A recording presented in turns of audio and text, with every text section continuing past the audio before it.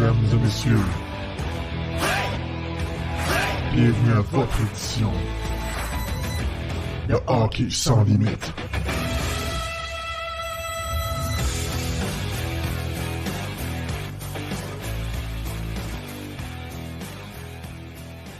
Bonsoir tout le monde, bienvenue à Hockey sans limite hebdomadaire. Oui, on est rendu le lundi à 19h30, c'est une belle heure. Tu sais, c'est après OD. Il n'y a pas d'OD à soir. C'est rien que pour faire. Puis ici, il n'y a pas de scandale. Ici, il n'y a pas d'intimidation. Il n'y a personne qui s'intimide. Inquiétez-vous pas. Ben, attends un peu, là. Vous allez chez le même barbier, là, vous autres? Va te la péter à gueule, mon investi! C'est ça. Ça vient de Juste partir. juste savoir comment on jasait avant le show. Je pense que ce show-là va être bien le fun à faire. Vous avez entendu Sly et JD. Comment il va, Sly, notre gars à Las Vegas, où il fait encore 25-30 degrés? Il va. Non. Ça a droppé de 20 degrés. Là, il faisait 64. Ça veut dire quoi, 16 là, chez vous? 14 chez vous? Non, c'est pas chaud pour la pompe à l'eau. Il y a plein de monde qui sont sûrement pas rentrés travailler aujourd'hui pour des raisons de. Ils ne veulent pas se les geler. Là. Mais c'est super agréable, la température. Puis là, attends une minute. JD, t'es pas tout seul à avoir une casquette de chasse. Parce que nous autres, à Vegas, c'est sûr que la chasse était différente un peu. Là. Le gibier est différent. Mais, on va à chasse aux Canadiens.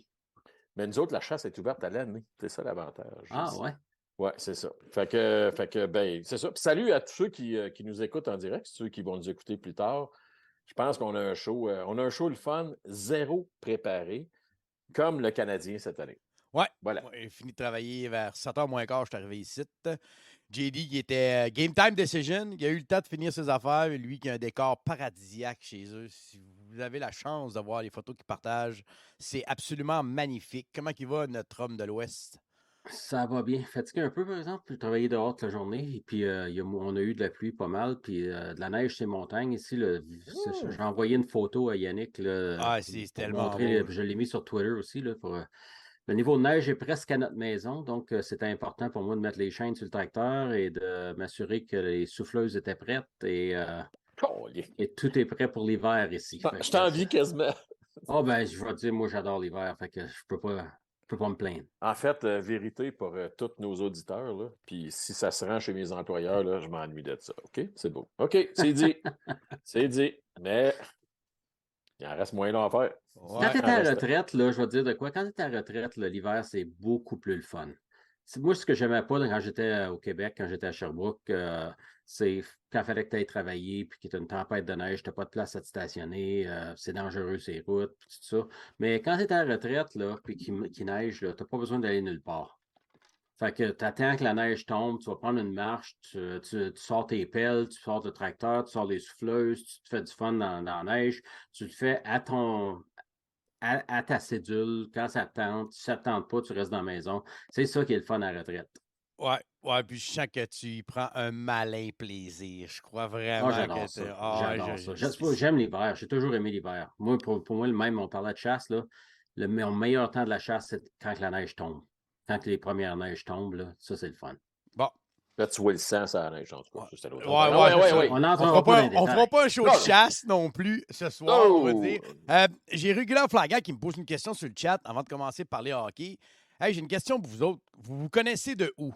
Bon, JD était avec Abstérix avant. Quand j'ai parti Hockey sans limite, JD est là depuis le début. Quand j'ai parti Hockey sans limite, on avait des affinités avec le Canadien de Montréal, donc j'ai contacté JD, puis notre amitié s'est faite comme ça avec le temps.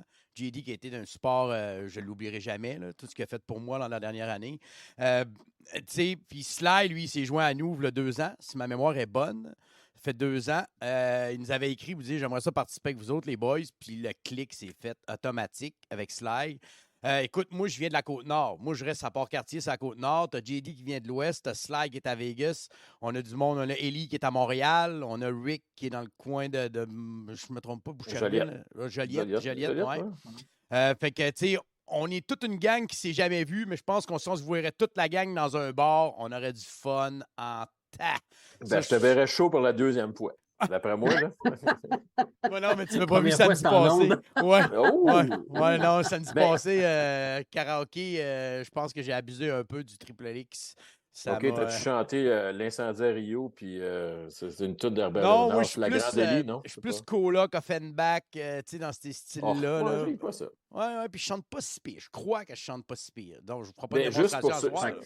Mais Les juste pour blues comparer. passent n'importe, là.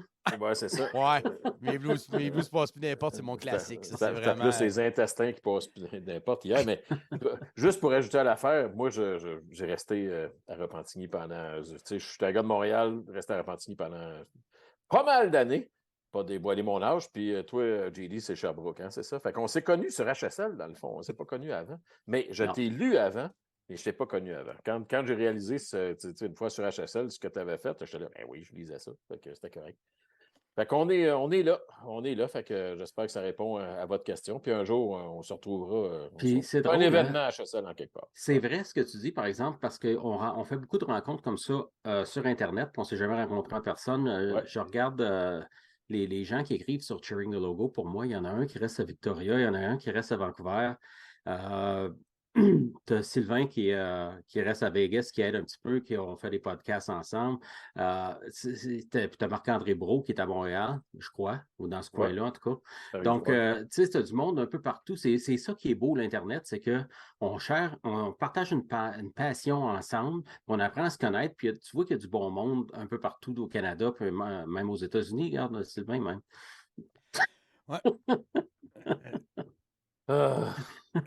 Je vais revenir, OK? Il y a sur la Terre des Hommes qui dit Élie et toi, vous n'êtes jamais rencontrés? Non, ça fait à peu près 12 ans, je pense qu'on se connaît, moi et Élie. On s'est vraiment jamais rencontrés en 12-13 ans. Ça fait que c'est quand même... c'est bizarre. Je reste loin, j'ai pas de permis de conduire, j'ai pas d'auto, fait que je voyage pas.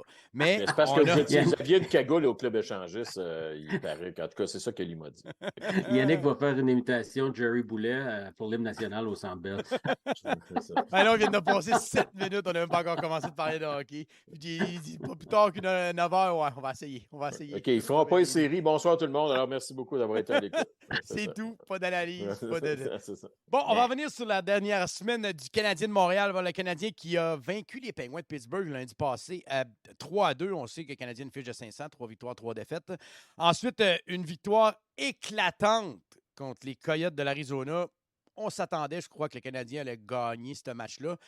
De cette manière-là, avec ce qui s'est passé durant ce match-là, j'ai l'extrait vidéo du but de Nick Suzuki et bien sûr de notre Wi-Fi Arbor Jacky. C'est sûr, j'ai sa bagarre. J'ai été moi-même abasourdi de ça. On va avoir le temps d'en parler. Dernier match, défaite contre une équipe aguerrie, on va se dire, les Stars qui sont la meilleure équipe de la Ligue nationale présentement, qui ont signé une 3e victoire, donc aucune défaite en temps réglementaire, devant un Jake Huntinger qui était en grande forme et qui, je crois, marquait ça, puis je vous l'ai dit l'année passée, ce gars-là va gagner le Vizina, puis il va dépasser Vasilevski et Shesterkin cette année. Peut-être même cette année. Il y a le caractère, le calme, la manière de garder les buts qui me fait beaucoup penser à un certain numéro 31 qu'on a vu aujourd'hui. Écoute, lui, le numéro 29, je pense, c'est ça. Huntinger, je pense qu'il y avait 29. Ouais. Mais écoute, tu sais, ma femme qui n'écoute pas tant le hockey, là, on a vu des séquences du match, puis elle dit ça a l'air de Carey devant le net. Il se tient de la même façon, il a la même posture. Puis en anglais, composure, tu sais, toute son allure devant le filet, son calme. Écoute, de tous les gardiens que j'ai vus depuis Carey, parce qu'il y en a une coupe, ça a l'air de Carey. Non, mais lui, là, c'est vraiment une réplique de Carey. Il ne le dira pas, il a probablement étudié son style mais... Il dit que son idole, c'est Henrik Lundqvist, mais je doute qu'il y a du Carey Price dans ses noms en fait, il y a le physique de Carey. Ouais. Lundqvist, c'est un peu plus petit, là, mais je veux dire, il y a le physique de Carey. Mais en tout cas, c'est beau de le voir aller. Puis, c'est une équipe que je déteste pas regarder, ça, Dallas. On les voit un petit peu plus, nous autres, dans l'Ouest. Là, on les voit un peu plus souvent. Là. Puis, moi, j'aime ça, des gros clubs pesants qui allient talent et poids, finissent les mises en échec, un système. Et n'oubliez pas, Pete DeBoer, quand il prend les rênes d'une équipe, généralement, il a du succès à ses premières 1 ou 2 années. Il instaure un système qui est vraiment différent, qui est basé sur le talent des joueurs. Puis tout. À Vegas, il aurait dû être ici. Je pense que c'est pas lui qui aurait dû être blâmé pour les insuccès de l'équipe, là, mais Mais DeBoer a vraiment mis l'équipe meilleure qu'elle devrait être avec les ressources qu'on avait. Fait qu'à Dallas, il va exactement le faire. Surveillez-les bien. S'ils n'ont pas de blessures majeures, comme toutes les équipes là, qui il y a un bon mix de jeunes et de vétérans. Tu sais, on sait pas, Pavelski est devenu le plus vieux joueur de l'histoire des Stars de Dallas, a marqué un tour de chapeau. Son but qu'il a fait top corner du revers. C'était qui JD avant? Jean-Paul Parisé? C'était quoi, les gars, qu'on se rappelle? Grant, avec Danny Grant, qui était un compteur. En tout cas, je sais pas, ça juste pour braguer qu'on est vieux. Là, Jean-Paul Parisé. Ben, je veux dire, on a vu Régent Houle marquer des buts, nous autres. Bien oui. Régent qui a scoré quelques buts avec McCardiff. On a vu le plus jeune joueur de Canadien à marquer son premier but dans la Ligue nationale. Si on l'a vu, nous autres mêmes, Mario Tremblay. Oui, à 18 ans, plus, je pense, comme une couple de semaines, là, finalement. Ouais. C'est ça. Ouais. OK, tu peux reprendre ça, Yannick. On a juste dérapé dans le temps. Là. Benoît qui dit Wi-Fi, quand il va pogner d'Ilo, il va frapper son homme. Ish!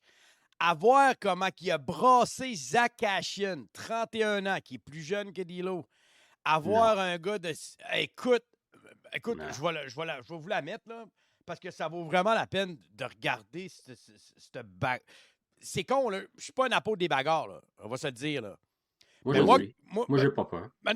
Non, je sais, tu l'as déjà dit. Mais tu sais, je vais pas vanter les bagarres et tout, là. Mais de la manière que... Moi, quand je l'ai vu dropper contre Cashin, j'ai fait « Oh, OK. » J'ai dit, il se prend pas contre n'importe qui. Il veut se lancer contre de quoi de gros, là. Puis, tu sais, juste la manière que ça s'est fait quand au face-off, Cashin l'a regardé, il dit « Pourquoi tu ris? » Il dit « Je ris de toi. » Tu sais, là, juste cette attitude-là d'Arbor, de Jack-Eye, juste ça pour moi, puis de savoir après ça, il y a quoi, tu veux dropper? Ouais, il a dit qu'on drop. Puis de savoir qu'il y a des conseils aussi, c'est Zach Rinaldo qui le conseille depuis 3 ans. Puis il a parlé de tous les goons qu'il y a à travers la ligue. Puis il avait dit sur Zach Cashin, c'est un gars qui aime se préparer avant de se bagarrer. Fait qu'il dit, laisse-les pas se préparer. Donc, on comprend pourquoi la réaction de Jack-Eye quand il a vu qu'il a droppé les gants, puis qu'il a vu Chose enlever son casque, aussitôt qu'il a levé la tête, Jack-Eye a foncé dessus. Mais c'était pas une volée à dire qu'il a crissé 3-4 claques à la gueule, puis l'autre à la face en sang. Là. Il l'a dominé, il l'a juste dominé. Moi, c'était pas ça vraiment ce qui m'a fait capoter. C'est quand il était rendu à terre qu'il l'a brassé comme si le gars il faisait 5 pieds 1, 2, 120 livres. Là. La manière, la force brute de ce gars-là me jetait à terre. L'effet qu'il dominait le combat, j'ai dit, c'est quelque chose. Ça des mains? Oui, c'est quelque chose. C'est vraiment, vraiment intense. Palette, je vais mettre la séquence au complet. Pas besoin de mettre le son. Vous allez le voir. Là, je vais vous le partager. Là. Je vais vous partager l'image. Là, vous allez voir là, le coup de bâton, Zach Cashin qui drop. Tac, tac, tac. Bon, aussitôt que Cashin a enlevé son cap, aussitôt que Cashin l'a levé la tête, il a foncé dessus. Mais la manière qu'il y a de le brasser, c'est quelque chose.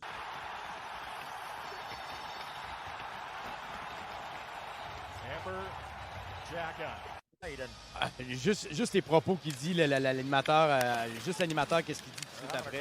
Arbor Jack-Eye. Croyez-vous que... Comment vous avez vu ce combat-là? Croyez-vous que Arbor Jack-Eye a mis son nom sur la map?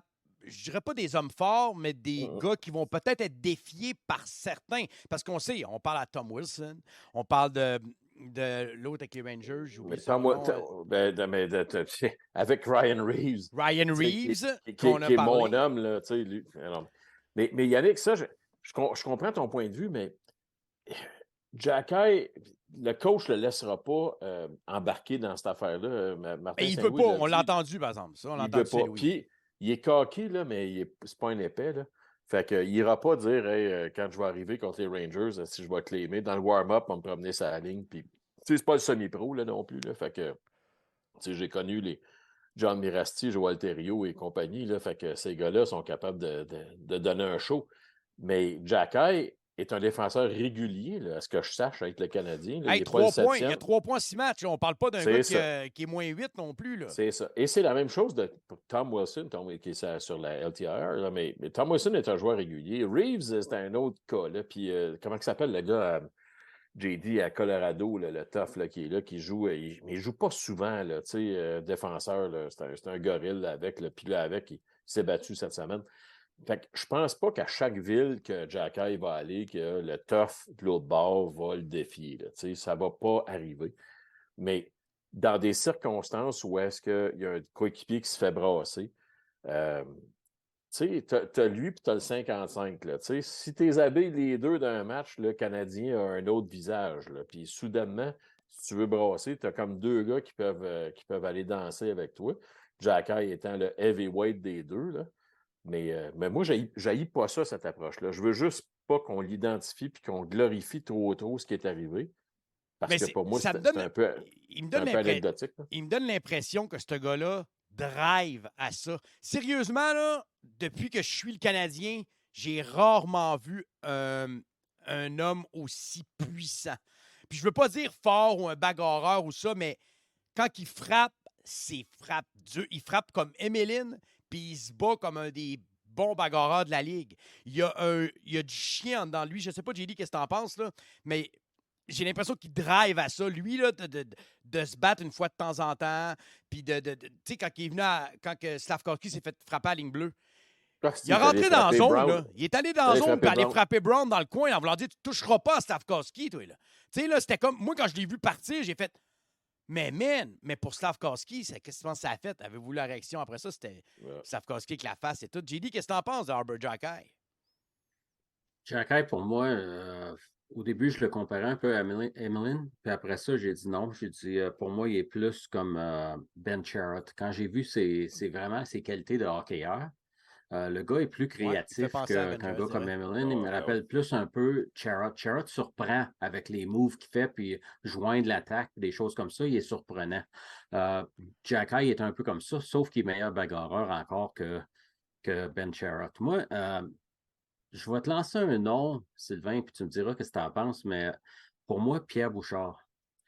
Bon joueur de hockey, bon joueur de hockey, bon bagarreur. Il défend ses coéquipiers. Qu'est-ce qui ressemblait? Puis, ce que j'ai aimé aussi de ce que Slide disait, c'est que regarde la différence. Normalement, lorsqu'un jeune tente de faire sa place dans la Ligue nationale, c'est lui qui va aller chercher les bagarres, qui va essayer de se battre contre les gros gars des autres équipes pour se faire un nom, pour se faire une place dans la Ligue nationale. Jacky, c'est pas son cas, là. Jacky, c'est les gars qui viennent le chercher ou il défend un joueur, comme tu as parlé de Slafkovský, là. Jacky, c'est lui qui a créé le revirement en zone adverse quand il est allé frapper Brown. Brown a envoyé une passe que Slafkovský a intercepté puis il a marqué son premier but dans la Ligue nationale.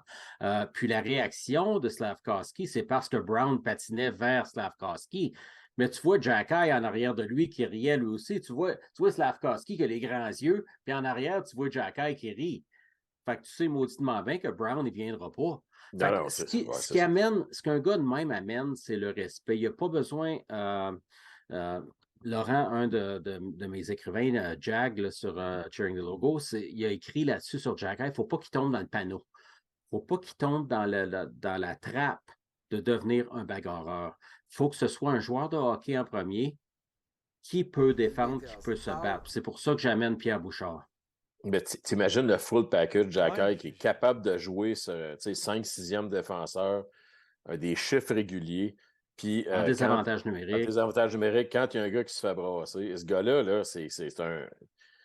J'en ai parlé je pense avec toi, JD, mais j'en ai parlé avec d'autres fois. Ce que je recherche pour le Canadien, pour la construction, c'est des joueurs avec des profils différents qui vont se complémenter l'un l'autre. Ce gars-là, c'est un profil unique, OK? Fait que des joueurs robustes, Goulet, là, il est capable d'arrêter le temps de quelques gars aussi, tu sais. Puis Logan Mailloux qui s'en vient est capable de frapper, tu sais, aussi. Mais ils ont tous un petit quelque chose de différent. Goulet est un joueur plus complet. Mailloux est un joueur plus offensif, tu sais, sur la relance. Jacky va être quelque chose qu'on n'a pas nécessairement. C'est quoi, comment il s'appelle? Austin Lane. Austin, le gars qui joue dans la NCAA. Là, Hudson. Il va amener quelque chose que, tu sais, un style Torrey Krug. Là. Fait que quand on est en train de construire comme ça, tu ne peux pas faire autrement qu'être excité. Là, tu sais, on ne parlera pas de Mike Hoffman bien longtemps là, tu sais, dans nos discussions. Là, tu sais, Hoffman, ça va être terminé dans pas long. Mais ce qui s'en vient, la première vague qu'on voit, je ne sais pas si on va parler de l'ensemble de la vague, là, mais peu importe l'affiche, quand je regarde ces gars-là, Jacky fait partie des gars qui font comme OK, là, je pense qu'il y a une nouvelle génération de monde qui vont s'attacher à eux autres. Là. Ah, il mène les défenseurs des Canadiens pour les points. Il y a 3 points. Ouais. C'est lui qui mène le Canadien pour les défenseurs. Ouais. J'en revenais pas. C'est là que, mec, tu sais, je regarde l'équipe aller, puis je regarde Harris, je regarde Goulet. Puis là, Jacky qui a ouvert les yeux. Là, je me dis, Madison et Edmundson reviennent parce qu'on parle d'un cap line à peu près 2 semaines. Madison, c'est un peu plus long. Lui, on le sait déjà, on le savait. Là. Edmundson, on parlait de 2 semaines. T'as Wideman, je pense que avec Goulet qui fait la job, puis c'est drôle parce que JD, on avait parlé dans l'avant-match. J'ai hâte de voir Goulet. Puis le même match du soir, en 3e période, c'est Goulet qui est embarqué sur le power play. J'ai l'impression qu'il a écouté le show. Là. Puis c'est Goulet qui était là en prolongation pour le but contre les Pingouins aussi. Qui a parti la prolongation avec Suzuki et Caulfield. Ça j'ai trouvé ça vraiment hot. Mais Goulet, tu peux pas tasser de là. Il va pas aller jouer un match en Ligue américaine. Puis je regarde Harris jouer, puis je me dis, Harris va pas jouer de match en Ligue américaine non plus. Là. Ce gars-là, il est comme... Harris, là, c'est le défenseur 2.0, un peu à la Hudson, un peu plus gros parce qu'il est 5 pieds 10, mais qui va partout. Il est partout, mais toujours bien positionné. Il va pincher, mais il va être le premier en backup. Écoute, c'est pour ça que j'ai un sérieux dilemme. Je ne sais pas ce que je vais faire. Là. Je ne sais pas qui vont tasser. Ouais. Tu sais, puis Jacky dans les américaines, avec l'équipe qu'il y a là-bas, il n'y a pas vraiment de rookie. Ben, tu sais, t'as Méchard qui est pas Méchard, pardon, Michak qui est là. Mais. Non, mais à la défense, qui qu'on va tasser à part Whiteman? Tu vas tasser qui? Parce que là, si tu sors Jacky, vous le savez, les boys, là. Les fans vont dire, voyons donc, voir qui sort Jacky. Puis là, en plus, c'est ton meilleur pointeur présentement. Il joue 17, 18 bonnes minutes par match. Il s'améliore de match en match. Dire qu'il en passant, les gars, le grand droitier qui est arrivé sur le draft, là, il n'est pas méchant pantoute. Kovacevic. Kovacevic, pas méchant pantoute. Un gars qui est très bon sur la relance. On savait qu'il était bon sur l'offensive dans la Ligue américaine. Là. Mais il est droitier. Pas extrêmement physique, mais capable de prendre son homme. Puis il s'est fait brasser au dernier match, s'est relevé de bout, puis il a fait ses autres jeux après. Moi, je n'haïs pas ce gars-là. Pensez à quelque chose, là. C'est pas juste les gars qu'on repêche qui vont faire l'équipe qu'on va avoir plus tard. Peut-être ce gars-là va avoir son épiphanie puis son développement parce qu'il est encore très jeune. Peut-être qu'il avait 25 ans. C'est un défenseur, là, c'est supposé de maturer plus vieux. Là. Fait que, mettons que Kovacevic, là, à 6 pieds 4, 6 pieds 5, là, décide que lui, c'est là que ça se passe. Oups! Là, on vient de trouver un défenseur droitier de 6 pieds 4, 6 pieds 5 pour notre 2e, 3e paire de défenseurs. Puis c'est un gars offensif. On commence à être équipé un peu, là. Parce que lui, il ne faut pas oublier Barron aussi. Là. Barron, il a juste 20 ans. Là. Ouais, Barron a juste 20 ans. Puis lui, il va. Puis là, t'as Mailloux qui a 19 ans. Ouais, puis lui, il est fort. Fait que, tu sais, un jour, là, pas si lointain, les Edmundston, Wideman de ce monde vont disparaître. Ils vont aller ailleurs. Puis on aura des trous pour 2 gars. Puis notre vétéran, ça sera Matheson à la ligne bleue. Là. Ça va être ça. Puis moi, je vois ça. Vous sortez qui? Mettons qu'on exclut Wideman. Les 2 reviennent demain matin. Là. Vous sortez qui comme 2 défenseurs? Pour moi, Wideman, c'est le premier qui sort. C'est lui qui joue le moins. Il joue 13-14 minutes par match. Oh, ouais. Oui, il joue sa première vague de powerplay. Je pense que Goulet peut faire ce job-là. Il n'y a pas de points. Il joue sa première vague. Il joue 4 minutes par match sur le powerplay, puis il n'y a pas de points. Ouais. À un moment donné, là. Je ne serais pas surpris de voir Goulet prendre la première vague d'ici peu. Je pense qu'un moment donné, donne à Goulet, Suzuki, Caulfield, puis toute cette gang-là, voir comment il va distribuer la rondelle. Je trouve que Wideman, aussitôt qu'il y a de la pression vers lui, tu le vois que automatiquement, ça vient plus dur. Il fait toujours les mêmes passes un peu prévisibles. Je pense que Goulet a plus d'atouts dans son jeu, plus de surprises dans son jeu, je te dirais. Puis je pense qu'il a un meilleur tir, ça, on ne va pas le cacher. Je pense que c'est pas bien dur d'avoir un meilleur lancer ou un lancer frappé que Wideman. Là. Mais sais-tu ce que j'aime de ces jeunes-là? Goulet, Jacky, la même chose. Son but, c'est comme ça qu'il a marqué. Harris, je pense que c'est Harris qui a le plus de tirs au but pour les défenseurs des Canadiens présentement. Ces gars-là trouvent un moyen que la rondelle ne se fasse pas bloquer. Ils trouvent une ligne de tir. Puis c'est ça, des fois, que je trouvais difficile avec la défensive du Canadien dans les années passées, c'est qu'il prenait un tir, il y a juste Weber qui l'a envoyé au filet.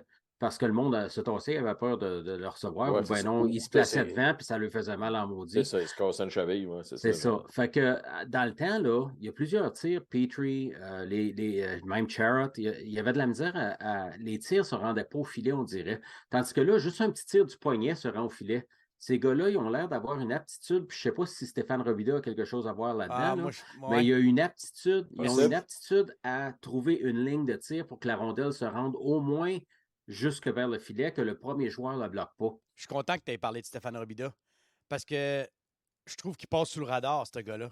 Parce qu'on parle beaucoup de nos jeunes défenseurs, on est tous impressionnés. Moi, je suis impressionné, le Canadien joue pour 500 présentement. On serait 1-5, je ne serais pas surpris. On serait 2-4, je ne serais pas plus surpris. D'être 500, ça me surprend d'avoir battu Toronto, d'avoir battu Pittsburgh. Puis Pittsburgh, c'est pas qu'ils ont joué un vilain match, c'est que le Canadien jouait toute une game. On a joué vraiment un excellent match. Puis les derniers matchs contre Dallas, le pointage n'indique pas ce que j'ai vu comme match de hockey, personnellement. Fait que, puis cette équipe-là, qui n'a pas gagné un match préparatoire, on va le rappeler. Là. Tu sais, quand Saint-Louis avait dit « Mec, la puck drop au premier match, cette équipe-là va être prête », ben ça paraît qu'ils sont prêts. Oui, on va en avoir des matchs qu'on va peut-être en perdre beaucoup. Là. Je crois... Écoute, Yannick, qui aurait prédit que le Canadien, sans Edmondson et sans Matheson, après 6 matchs, aurait une fiche de 3 victoires, 3 défaites? Qui aurait prédit ça? Pas grand monde. Si quelqu'un dit, moi, je l'aurais prédit, là, moi, je pense que c'est une menterie. Ouais. La plupart des gens, là, il n'y a pas personne, tout le monde disait, ils vont finir dernier au classement. Puis regarde, ils sont à 3-3 pour commencer la saison. Après, puis là, surtout, tu aurais posé cette question-là après les matchs préparatoires. Hey, c'est encore pire. Quand ils n'ont pas gagné une game. Écoute, JC à TVA Sport avait donné une fiche au mois d'octobre aux Canadiens de 1-7-1 en 9 matchs. 1-7-1. Il avait dit que sa seule victoire serait contre les Coyotes. Ça, c'était une prédiction. JC, c'est un gars optimiste. JC, c'est un gars optimiste. Ben, tu sais, lui, il avait basé ça. Mais il avait basé ça sur ce que JD a dit. Parce qu'il Madison connaît son n'est pas hockey là. bien plus que... Ben oui, mais lui, il avait dit, on vient de perdre Madison et Edmondson, 2 gars qui prennent des grosses minutes. Tu as une défensive avec 4 recrues. Parce qu'on va se dire, Kovacevic m'impressionne moi-même. Je ne m'attendais pas de voir ce défenseur-là. Honnêtement, là, moi, avec mes contacts de garçons dans la Ligue américaine, quand lui est arrivé, j'ai envoyé un petit texto, j'ai dit « Hey, ce gars-là, qu'est-ce que t'en penses? » Ils m'ont juste dit « Watch it », parce que lui, il attend juste sa chance. Puis il l'a saisi présentement. C'est un droitier en plus. Puis des gars de 6 pieds 4, 6 pieds 5 qui patinent comme le vent, comme lui, là, c'est assez rare. Il faut juste qu'il mette un peu de poids. Ben, c'est exactement ça. Il a le poids, mais il ne joue pas physique. C'est pas un gars mais je pense qu'il n'est pas si pesant que ça. Non, je pense qu'il est juste au-dessus de 200 livres. Non, il est pesant. Il est 215, ce que j'ai su dernièrement. Okay. C'est ça. Okay. Mais c'est un gars qui n'a pas... Il n'a peut-être pas ça dans lui nécessairement. Là, fait que, peut-être Robida va dire OK, your role. Écoute, c'est exceptionnel. Il a 208 sur Cap Friendly. C'est quand même 6 pieds 4, 208. C'est quand même. Non, mais c'est pas tant. Il peut, moi, en tout cas, ce que j'ai su, il pesait au-dessus de 210. Là, fait que, mais c'est une question d'attitude aussi. Là, là, au salaire minimum pour 3 ans, 766 000. Imagine-toi. 6 pieds 4, 208 sur le site du Canadien aussi. Là, mais... les gars, je vous laisse 3 minutes. Je reviens. Tout de suite. OK. Ouais. Ce gars-là m'a vraiment impressionné aussi. Je suis d'accord avec Sly. Je veux dire, c'est... Le premier match, je me suis dit, il a montré des belles choses, mais il fait penser un peu à une girafe maladroite. C'est quoi le nom du film là, avec le lion puis la girafe Melvin là, qui est... je sais un dessin animé. Là. Puis il me fait penser à cette girafe-là parce qu'il est vraiment... Il a l'air maladroit, mais il fait beaucoup de bonnes choses. Puis là, plus qu'il a appris à connaître le système, plus qu'il apprenait ses coéquipiers... Madagascar. Plus qu'il apprenait le système de jeu, plus qu'il était à l'aise avec ses coéquipiers, puis qu'il y avait une chimie avec ses coéquipiers, comment ils sortent de la zone, des choses comme ça. Je trouve qu'il s'est beaucoup amélioré. En première période, je pense qu'il y a eu 2 ou 3 tirs au but. Il a appuyé l'attaque. J'en revenais pas. Il a failli marquer une fois. Vraiment, là, ce gars-là, tu sais, il y a des jeunes, tu leur donnes leur chance, puis ils ne la saisissent pas. Puis il y en a d'autres que tu leur donnes, puis ils la saisissent. Mais là, lui, il est en train de la saisir, sa chance. Il est vraiment... Moi sérieusement, présentement, je pense qu'il n'y a pas... À part quelques vétérans, On va se dire. Je pense que Drouin est en train de retrouver sa game. Là. Il joue de mieux en mieux à chaque match. À part Hoffman qui... c'est vert en arrière de moi. Ouais, Slayer a perdu. Fait que son ancien background, ça, c'est drôle. Tu sais, à part Hoffman, on va pas le cacher, là, il a marqué son but, là, mais qui déçoit. Là. Nick Suzuki a 7 points en 6 matchs. Dadonov n'a rien fait. Dadonov, je donne une passe droite parce que le piqué est quand même solide. Bon, le dernier match, on en a donné 2, là, mais le piqué, je trouve qu'il y a une intensité dans son jeu. Hoffman, il rentre dans la zone, il tire sur le défenseur. En power play, il prend des mauvaises décisions pour lancer. Lui, j'ai l'impression que la reconstruction l'intéresse fuck all. Lui, il me donne l'impression d'un gars...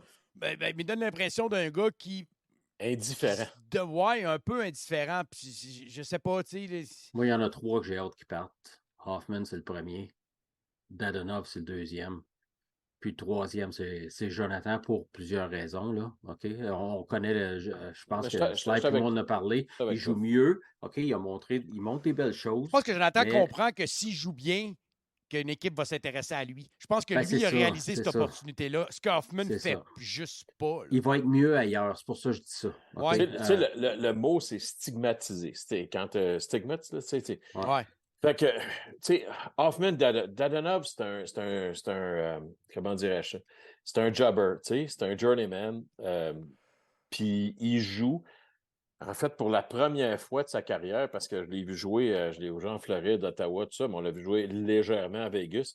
C'est un gars qui ne joue pas ses piqués. C'est la première fois de sa carrière qu'il joue sur de sa carrière sur des avantages numériques. Et il joue pas mal du tout. Parce que, tu sais, Saint-Louis, il a dit, tu as un bon coup de patin, tu es explosif, man, on va te donner quelque chose, tu sais. Puis, mais tout ça, c'est fait pour mettre des gars en vitrine. Tu sais, Hoffman, ils font... Puis Dadonov, actuellement, je pense qu'il y a des équipes qui vont s'intéresser à lui, là, je n'ai aucun doute là-dessus. Hoffman, le problème, c'est que sa job dans la vie, c'est de scorer sur le power play, puis d'être un sniper, mais il ne fait rien de ça. Puis quand il ne fait rien de ça, il nuit sur les chiffres. Il fait quelques bons jeux défensifs pendant un match. Très rare, ça me surprend même. Mais il n'est pas investi. Dadonov est plus investi que lui. Joe essaye de regagner le cœur de tout le monde, puis il fait des points. Mais écoute, pour tout l'amour et l'amitié que j'ai pour lui, puis on a parlé de JD souvent. Moi aussi, j'aime bien. Tu sais, je connais le gars pas mal, là, puis faut qu'il s'en aille. Tu sais, comme la toune de Marie-Mé au Québec, il faut que tu t'en ailles. Là. Ben, c'est ça. Tu sais, puis il fallait que je plug Marie-Mé ce soir, mais... Rencontré ça de ces jours! Non, mais je suis pas surpris, là. Non, mais tu sais, j'ai un attachement pour la petite blonde. Mais c'est ça. Fait que, mais Joe va connaître du succès cette année avec le Canadien. À date limite des transactions, ils vont être vraiment tentés de le laisser aller parce que c'est sa dernière année de contrat. Mais Joe veut jouer à Montréal. Il veut jouer pour le Canadien. Là. J'espère que les gens n'en doutent pas. Mais pour son épanouissement personnel, puis peut-être pour un peu un relief. Là, enlever de la pression. Enlever de la pression. Là. Puis le monde dit il va aller jouer pour Arizona. Non, il peut aller jouer pour une très bonne équipe. Je le vois très bien même avec les Penguins de Pittsburgh. Équipe aguerrie. Je regardais Dallas, je me disais, ce serait un bon fit pour lui. Il y a plein de vétérans avec des jeunes, troisième trio, powerplay. Oui, il y a une équipe qui vient de gagner la Coupe Stanley, qui a perdu Landeskog pour 2-3 mois. Là. Ouais. Ce gars-là pourrait on a la connexion McKinnon. Ouais, tu l'avoues tout de suite. Il arrive là-bas, il retrouve son chum. Tu sais pas ce que ça peut donner. Tu dis, t'as quoi à perdre? Il ne sera pas le gars dans cette équipe-là. Ici, on se fie sur lui pour créer de l'offensive. Si Joe n'est pas le gars, deuxième, troisième trio, deuxième avantage numérique, ce gars-là va te ramasser un 60 points, steady, merci, bonjour. Puis ça va être correct. Il va avoir 15 buts, 45 passes. Steady parce que c'est un fabricant de jeu. C'est la deuxième unité de l'avantage numérique. C'est un gars qui voit le jeu comme la passe qu'il a faite, là, en fait, il pourrait rester Canadien, nonobstant de la pression. Si tu enlèves la pression, là, ce gars-là, quand je parlais tantôt de quand tu fais une équipe avec un paquet de gars qui ont des profils différents, lui, il a un profil différent de tous les autres. c'est un des meilleurs fabricants de jeux, puis des gars qui ont une vision périphérique que d'autres n'ont pas. Puis tu as beau avoir la vision, il faut quand même que tu prennes la POC sur ta palette, puis tu la mettes sur la palette de l'autre gars. Il faut que tu aies la télé avec la vision. La passe qu'il a faite, là, tu sais, quand ils ont demandé c'était un setup play, il dit non, j'ai juste vu l'ouverture. C'est une passe magistrale. Là. Il n'y a pas grand joueur du Canadien qui aurait passé ça à travers du bâton et du défenseur de même entre les jambes. C'est la palette, là. Et sur le même élan, il a manqué un but avec un filet ouvert qui a donné un but d'Anderson. Fait que tu te dis, OK, là, Jonathan, c'est un fabricant de jeu. Puis il s'identifie comme ça. Il dit, garde, si j'ai une ouverture, ça se peut, je la manque. Mais si je ne passe, je ne la manquerai pas. C'est un passeur mêlé avec des buteurs. C'est un passeur. Moi, j'aime le trio qu'il faisait avec Dvorak et Gallagher. Là, on va voir Gallagher. On n'a pas une nouvelle de son genou. Ça ne regardait pas bien. Hein? Il est revenu quand même en troisième. Il est revenu. Il était pratique aujourd'hui. Il avait l'air correct. Puis il est revenu aujourd'hui. Ouais, je pense qu'il y a vraiment plus de peur que de mal. Tu sais, le mot peur, là, je pense qu'il y avait vraiment. Quand il était dans le coin, là, puis écoute, quelle malchance. Là, j'ai entendu du monde, Gallagher est fini, il est fragile. Écoute, ce qui est arrivé, là, c'était une pure bad luck. Là. Il est pilé sur un hockey qui est en plein milieu de la zone, puis tu vois le patin qui glisse, puis tu le vois qui fuck, bang, il rentre dans la bande, puis c'était solide comme contact. C'était pas un petit contact. Pire que ça, Yannick, pire que ça. Ça, là, ce blâme-là vient aux arbitres. Parce que Suzuki s'est fait slasher 10 fois sur 10, les arbitres vont appeler cette punition-là. Puis ils ne l'ont pas appelé. Ils sont 2. Mais tu sais, tu peux mettre 4 aveugles sur la glace puis ils ne le verront pas plus. Ça, là, si le Canadien avait fait de quoi de même, je te garantis qu'il aurait levé le bras. Mais je suis d'accord pour moi pour dire que c'est un peu moins pire cette année, les refs. À date, j'écoute beaucoup de matchs. Oui, mais écoute, comme ça. Ils sont mauvais. Yannick, Suzuki s'en allait avec une chance de marquer. Ah, il a carrément. Le gars, il a slashé son hockey. Mais il n'a pas cassé, JD. Ben oui, mais c'est pas grave. Il l'appelle pareil. Il appelle ces punitions-là pareillement. Moi, ce que j'ai eu de la misère, c'est qu'ensuite, le jeu s'est porté dans l'autre zone. Normalement, un arbitre va ramasser le bâton. Normalement, quand le bâton est dans le jeu, il ramasse. Là, le bâton n'a pas été ramassé parce qu'on a eu une chance de marquer direct. L'autre s'en allait échapper tout de suite après. Là il y a nuit à Dadonov. C'est Dadonov. C'était Dadonov. Après ça, qui s'en allait. Dadonov, on a échappé. La rondelle pogne le bâton. Là, Teigneux devait dire, yeah. Elle a pogné le bâton, puis tout de suite après une autre chance de marquer, puis c'est Gallagher qui se ramasse dans la bande. C'était vraiment une séquence assez. Mais encore une fois, JD puis moi, c'est notre marotte, les arbitres, là, depuis. Mais je trouve que cette année, je ne sais pas si vous avez remarqué, là, mais moi, j'ai remarqué un détail important. C'est quand il y a une pénalité que les joueurs croient que c'en est une, les arbitres sont énormément gestuels. Ils vont parler. Regardez-les, les refs, cette année, là, c'est la première année que je vois ça. Mettons qu'il y a un jeu contact. Tu vois l'arbitre en arrière, il fait un signe. Non, contact. En voulant dire que c'était légal. Ils ont pris des cours de mine. Ouais, mais c'est le fun parce que moi, comme fan, je regarde, je dis, OK, il a jugé que c'était pour ça qu'il n'a pas calé. Tu sais, Mané, on a vu un gars en arrière, il a levé le bâton, il a fait un signe, il a levé son bâton. C'était pas pour les mains, il a levé le bâton, pas de pénalité là-dessus. L'autre, il disait, ouais, fuck, j'étais accroché. L'autre, il a dit, non, le bâton passe en dessous, en voulant dire, tu t'es juste fait lever ton stick. Je trouve qu'ils sont beaucoup plus. Vraiment volubile. Quand je les regarde, je suis comme, c'est nouveau ça, parce que c'est la première chose qui m'a marqué dans les premiers matchs de la saison, c'est de voir les arbitres à quel point ils étaient vraiment plus gestuels dans leur façon de pas caller. Les calls qu'ils font pas, parce que quand tu J'aimerais mieux qu'ils soient moins gestuels puis plus constants. C'est dur d'être constant. Je pense qu'on est peut-être dur envers les refs. Puis, tu sais, même moi, je l'écoute des fois, je suis comme, voyons, tu sais, puis je suis d'accord avec vous autres. Mais d'abord qu'on retourne avec un arbitre, d'abord. Au moins, tu enlèves 2 jugements. Il y en a un qui lève le bras, puis l'autre dit non, on s'en est pas. Généralement, celui qui lève le bras, c'est celui qui est le plus loin du jeu. Hein. C'est ça. Mais ça, pour moi, c'est vrai, là, ça a l'air con, mais quand tu es loin du jeu, tu vois l'ensemble beaucoup plus global que quand tu es proche de la rondelle. La punition sur Goulet, là, pour avoir retenu, il a les 2 mains sur son bâton. Puis, il pousse le gars. Vraiment, là, c'est juste un contact.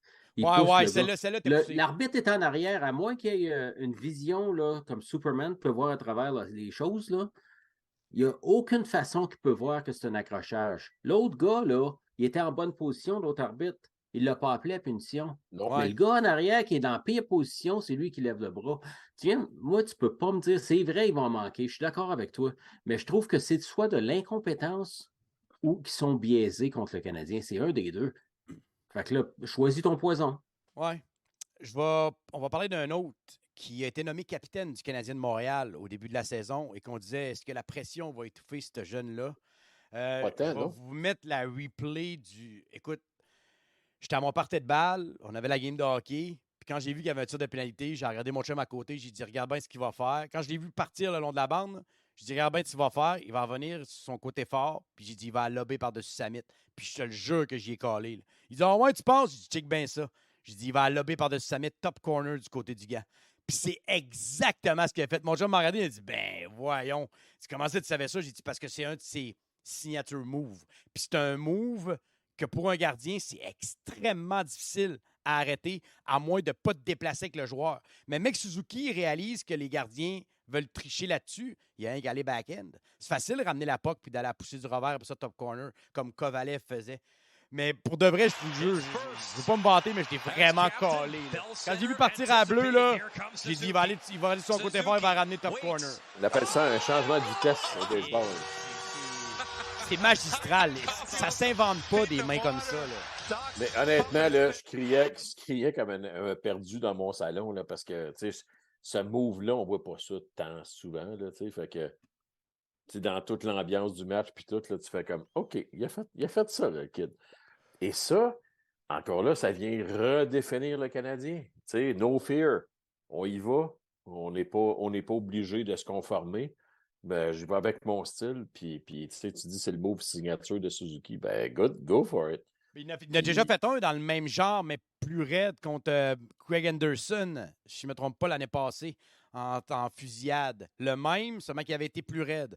Puis quand tu regardes la reprise, tu vois que Suzuki, il regarde le gardien, puis il s'est dit « OK, tu te déplaces vers moi. » Petit là, par-dessus la mythe. C'est dur à arrêter de même, mec. Vous en pensez quoi de Suzuki? 7 points en 6 matchs depuis le début de la saison. Écoute, c'est le meilleur pointeur du Canadien. La pression l'étouffe. Plus 4, on va se le dire. Lui et Jordan Harris qui domine le Canadien présentement à plus 4. C'est vraiment impressionnant. JD, qu'est-ce que tu en penses de notre capitaine pour les 8 prochaines années au minimum? Si vous êtes sur le chat présentement, j'ai mis une vidéo de YouTube de ce que ça me rappelle. Pavel Datsyuk en 2010. Là, c'était presque identique. Ce gars-là, la créativité. Je pense, on a fait un podcast, Sly et moi, puis sur Cheering the Logo. Et je vais vous le mettre on a parlé de ça, de Suzuki, on a parlé de la pression. Pour moi, au début, oui, peut-être en début de saison, peut-être l'année passée, j'avais peur un petit peu là, pour la pression, pour y ajouter de la pression pour rien. Je n'étais pas sûr qu'il était prêt. Mais à partir du mois d'avril à peu près, j'ai trouvé que ce gars-là, la maturité, le niveau de maturité pour ce jeune-là, c'est pas tous les jeunes qui sont matures comme ça à cet âge-là.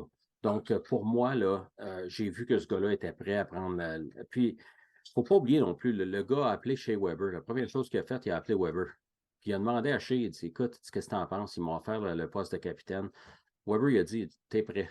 Je pensais qu'il avait dit, parle pas aux journalistes. Ouais, ben, je veux dire de quoi? Il a probablement donné des conseils de cette façon-là aussi. Ouais. OK, quoi faire, quoi ne pas faire, quoi éviter. Mais je te garantis d'une chose, pour que Weber il donne son blessing. Là, son blessing, son approval. Là, son approbation. Son approbation. Et aussi le fait que Suzuki ait appelé Weber, ça montre le respect aussi que ce gars-là a. Donc, en ce qui me concerne, ce gars-là, là, pour moi, il performe comme un All-Star. Puis on voit Caulfield qui performe très, très bien avec lui aussi. Ces deux-là, là, ça va connaître une carrière incroyable à Montréal. Le monde ne réalise pas aujourd'hui, mais l'impact de Shea Weber sur la jeune équipe du Canadien de Montréal, Suzuki, Caulfield, Harris, l'impact que ce gars-là va avoir eu sur le Canadien de Montréal va être beaucoup plus grand que certains peuvent le penser, même parce que juste l'effet qu'il a côtoyé ces jeunes-là. De Suzuki, combien de fois qu'il en a parlé, de le voir dans la chambre, Caulfield. Goulet qui l'a vu dans les camps d'entraînement. Tu sais, veut pas, Goulet était ici dans les camps d'entraînement du Canadien. Cet impact-là d'être un leader va bénéficie déjà Nick Suzuki, puis il va bénéficier toute la gang qui vont suivre parce que Suzuki va devenir un exemple pour tous les autres qui vont rentrer. Donc, c'est pour ça que je pense que son impact est peut-être aujourd'hui, on se dit « Ah, Weber. » Moi, j'apprécie plus, je pense, qu'il va avoir fait hors glace avec nos jeunes que ce qu'il va avoir fait sur la glace comme joueur, comme étant l'homme montagne, comme on le connaît. Pas ce que t'en penses, là, vas-y. Je peux t'en parler de Weber parce que, en fait, ce qu'il a fait sur la glace, c'est admirable dans sa condition physique. Ouais. Ce qu'il a fait sur la glace, c'est aussi admirable ce que lui et Carey ont fait pour nous amener une finale de la Coupe Stanley. Là. Fait que, tu sais, ça, je le reconnais. Puis pour moi, contrairement, ça, pour moi, ça va être plus grand que ce qui va arriver après. Mais chez Weber, il fait partie maintenant des Golden Knights de Vegas. N'oubliez-le pas. Il fait partie du line-up. Il est sur le LTR. Et ce que je sais de mes contacts avec l'équipe, c'est qu'il n'y a absolument rien à voir avec l'équipe. T'sais, il est chez eux. Il est venu parce que il faut qu'il fasse les medical puis toute la patente, les procédures, mais il n'est pas dans l'entourage de l'équipe. Il n'est pas présenté à l'équipe. Il n'y a pas rien rapport avec l'équipe parce que tout le monde sait qu'il ne jouera plus jamais au hockey, mais il ne peut pas faire ça. Fait que pour moi, chez Weber, c'est encore un membre des Canadiens de Montréal. C'est quelqu'un sur qui, peut-être ou pas, là, dépendant de la nouvelle direction, est-ce qu'on va compter sur lui pour le futur puis tout ça. Mais l'influence dans les 2-3 dernières années qu'il y a eu sur ce qui va arriver avec le Canadien, Jordan Harris n'a jamais fait de camp d'entraînement avec Shea Weber, parce que les règles... Mais il en a entendu parler. Puis il sait c'est qui, puis il sait c'est quoi quand tu veux être un leader à défense du Canadien. Moi, je sais que Jordan Harris s'est fait beaucoup, beaucoup parler de l'histoire du Canadien. Les Larry Robinson, les Guy Lapointe, les Serge Savard, les Shea Weber. Puis, ceux qui sont arrivés entre-temps, on saute des époques, là. Mais Jordan Harris est très conscient de l'équipe pour laquelle il joue, puis de l'histoire de tout ça. Puis je pense que Goulet le sait aussi. Puis s'ils réussissent à faire la transition avec ces gars-là et dire « You're going to be part of history », tu vas faire quelque chose, tu vas être dans un club historique, tu peux faire partie de l'histoire, ça va être grand. Puis en tout cas, Weber, pour moi, c'est un des plus grands. Là. Ça sera toujours un des plus grands là, dans cette époque-là. Le numéro 6, c'est Wideman qui l'a. Là. J'ai de la misère en taboire avec ça. J'ai vraiment de la misère avec ça. Je suis un gars de symbole, là, mais ça me fatigue en tabarouette. Ouais, j'avoue que c'est bizarre. Trop tôt. Ouais. Pour nous autres, parce qu'on aimait vraiment chez Weber. Puis Weber, je le suivais depuis qu'il était jeune, même junior, même avec Team Canada. Donc, même moi, quand je le vois, puis on s'entend qu'il y a une différence de carrure entre les deux, là, c'est comme Weber, quand tu voyais le 6, tu avais la montagne en arrière. Puis là, quand tu vois Wideman, tu vois la petite colline. C'est comme, un gars de bureau. Un gars de bureau. Il y a une différence entre les deux. Là. Benoît, ce chat, sur ce jeu-là, Yannick, le jeu de but Suzuki, j'ai trouvé Suzuki un peu baveux. Mais c'est de la... Tu sais, Slavkovski, c'est son premier but, là, tu peux pas avoir plus baveux que ça. Là. Moi, là, quand j'ai vu Slavkovski sortir la langue et fixer l'autre avec Jagger à côté de lui, là, j'ai fait « Oh, wow! » OK, Slavkovski, là, il était vraiment... Là, parce que quand il s'est fait frapper haut, puis après ça, il a scoré, puis là, il a vu Jagger aller prendre sa défense, aller le frapper. C'est baveux. Mais on a une équipe jeune. Puis on n'arrête pas de dire « Laissez-les être ce qu'ils sont. » Ben, ça fait partie de ça. Moi, j'ai adoré Suzuki. Oui, c'était un peu baveux, on ne va pas le cacher. Là. Il y avait de l'arrogance. Canadien menait 4-0, tu es devant tes fans. Mais un gars en pleine confiance, qui est bien dans sa tête, qui est bien à la place où il est présentement. Moi, avez-vous trouvé ça baveux, vous autres? Moi, j'adorais ça, là, même si c'était un peu arrogant, un peu cocky, comme on dit. Là. Mais Suzuki n'a pas le style cocky. C'est pas un gars qui... Tu l'écoutes parler aux journalistes, moi je l'ai toujours dit, là, il me fait penser à Carey Price là, quand il parle aux journalistes. Là, toujours le bon mot. Je ne comprends pas pourquoi que les gens disent c'est baveux. Je veux dire, comment ça. Pour moi, être baveux, c'est dans ton comportement. Que le gars ait un petit flip et qu'il ait essayé ça, c'est pas plus baveux que le gars qui essaie de scorer entre les jambes ou un gars comme Zegras qui fait le but à la crosse là, dans l'arrière du but. C'est pas plus baveux que ça. Ces gars-là, ils ont du talent, puis ils trouvent des façons innovatives de marquer des buts. Ouais. C'est bon pour le spectacle, c'est bon pour le show, puis c'est au gardien de l'arrêter. C'est au défenseur de trouver un moyen d'arrêter les buts dans l'arrière du filet. Il a pas reviré de bord devant lui puis envoyé de la neige dans la face puis de le traiter de cabochon. Là, regarde, il fait sa célébration. Au baseball, les gars, ils frappent des coups de circuit puis depuis Flip Back le in the bat, Days, puis- les flip le bat, mais il y en a moins maintenant, là, mais tu sais, Ah, il y en a encore. flip le bat. Non, ben, tu sais, le point dans les airs, Harper, hier, c'est quand quelque il a chose. cogné son circuit là, en fin de 8e, là, il a pogné le bat Oui. dans les mains puis il le drop à 2 mains. Non, là, non, j'ai non, fait, mais oh. c'était ça. Pour moi, baveux, c'est le gars ça- qui compte un but puis qui pointe. Ça, c'est plus baveux pour Ben, moi. Price OK? était baveux quand il goalait. Price, quand il faisait un Ah, save ouais. et qu'il regardait le joueur en voulant dire. Ben, Ouh, le Patrick- était de même. le fameux Il y a certain 3.0, Patrick ça, Roy qui c'est- était assez arrogant aussi quand il faisait. Ouais, Ouais. monsieur, Ben, monsieur Patrick Roy qui a levé le les gant, clés- puis la les- royale est encore à terre. Oh, ouais, c'est puis ça. tu sais, Puis des clins d'œil. Puis, ouais, Le- on s'en les- rappelle. l'échappée, pour moi, c'est un duel en 1 contre 1. Donc, tu as le gardien contre le joueur. Donc, que le gardien fasse l'arrêt et qu'il soit cocky, moi, pas de trouble. Puis que le joueur fasse le but et qu'il est cocky, j'ai pas de trouble. Tu es dans un duel. C'est comme. C'est un duel Combien de fois tu one-on-one. vois un gardien qui fait l'arrêt du gant puis met de la boutarde dessus, tu sais? Combien de fois tu Ouais. vois ça? Puis Vraiment? pas- pas- en ou que- échappé, là, combien de fois les qu'on a gars vu font des- Price faire un arrêt de la mythe, la poignée, puis regarder le joueur, puis la tirer à terre, vouloir dire c'est quoi, t'as essayé de me déjouer là, toi? C'est exactement ça. Tu sais, souvent, en échappé, le goaler, il va pogner ça. Puis là, il va patiner comme 2-3 longueurs. Puis il va dropper à pas. Le clin d'œil, Benoît qui rappelle le clin d'œil de Patrick Roy. Ben oui. Écoute, je ne ben l'oublierai oui. jamais contre les Kings en finale, il fait un save, tu vois le joueur des Kings qui est penché puis qui la regarde, puis Roy qui la regarde, puis qui fait un petit clin d'œil en voulant dire Price, on l'a vu le faire aussi contre Vegas l'année passée, il y a 2 ans. Tu sais, l'arrêt de la mythe, l'autre passe à côté de lui, il fait un petit clin d'œil en voulant dire tu pensais-tu me déjouer de même? Moi, j'aime ça. Je trouve que le hockey est rendu là, puis tant mieux. Puis j'espère qu'il n'arrivera jamais d'incident qu'un joueur soit cocky puis qu'il y a quelqu'un qui veut le sauter dessus parce qu'il est cocky. Écoute. Non, ça arrive pas, là. Tu sais, dans la nouvelle génération Ouais, de bon, joueurs, là, on a Arbert à cette heure, fait qu'on est correct. ouais, c'est ça. On va Bah, se tu sais, dire. je vais te dire de quoi que je trouve peut-être qui est baveux, c'est quand. C'est qui avait fait le geste, là, qui a fait un knock-out puis qui est arrivé de même après? Il a fait ça après, là. Il Ça, a on fait dit- jamais.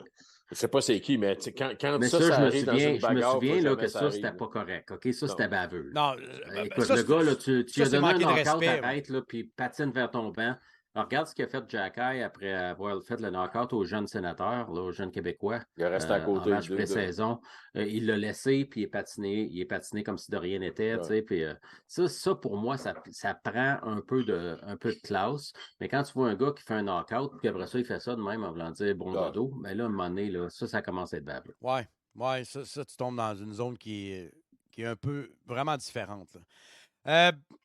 Les performances de Montembeault et de Allen, on va en parler vite fait. 913 efficacité pour Allen, 912 efficacité pour Montembeault. Moi et JD, on n'est pas des méga fans de Montembeault, là, on va pas se le dire.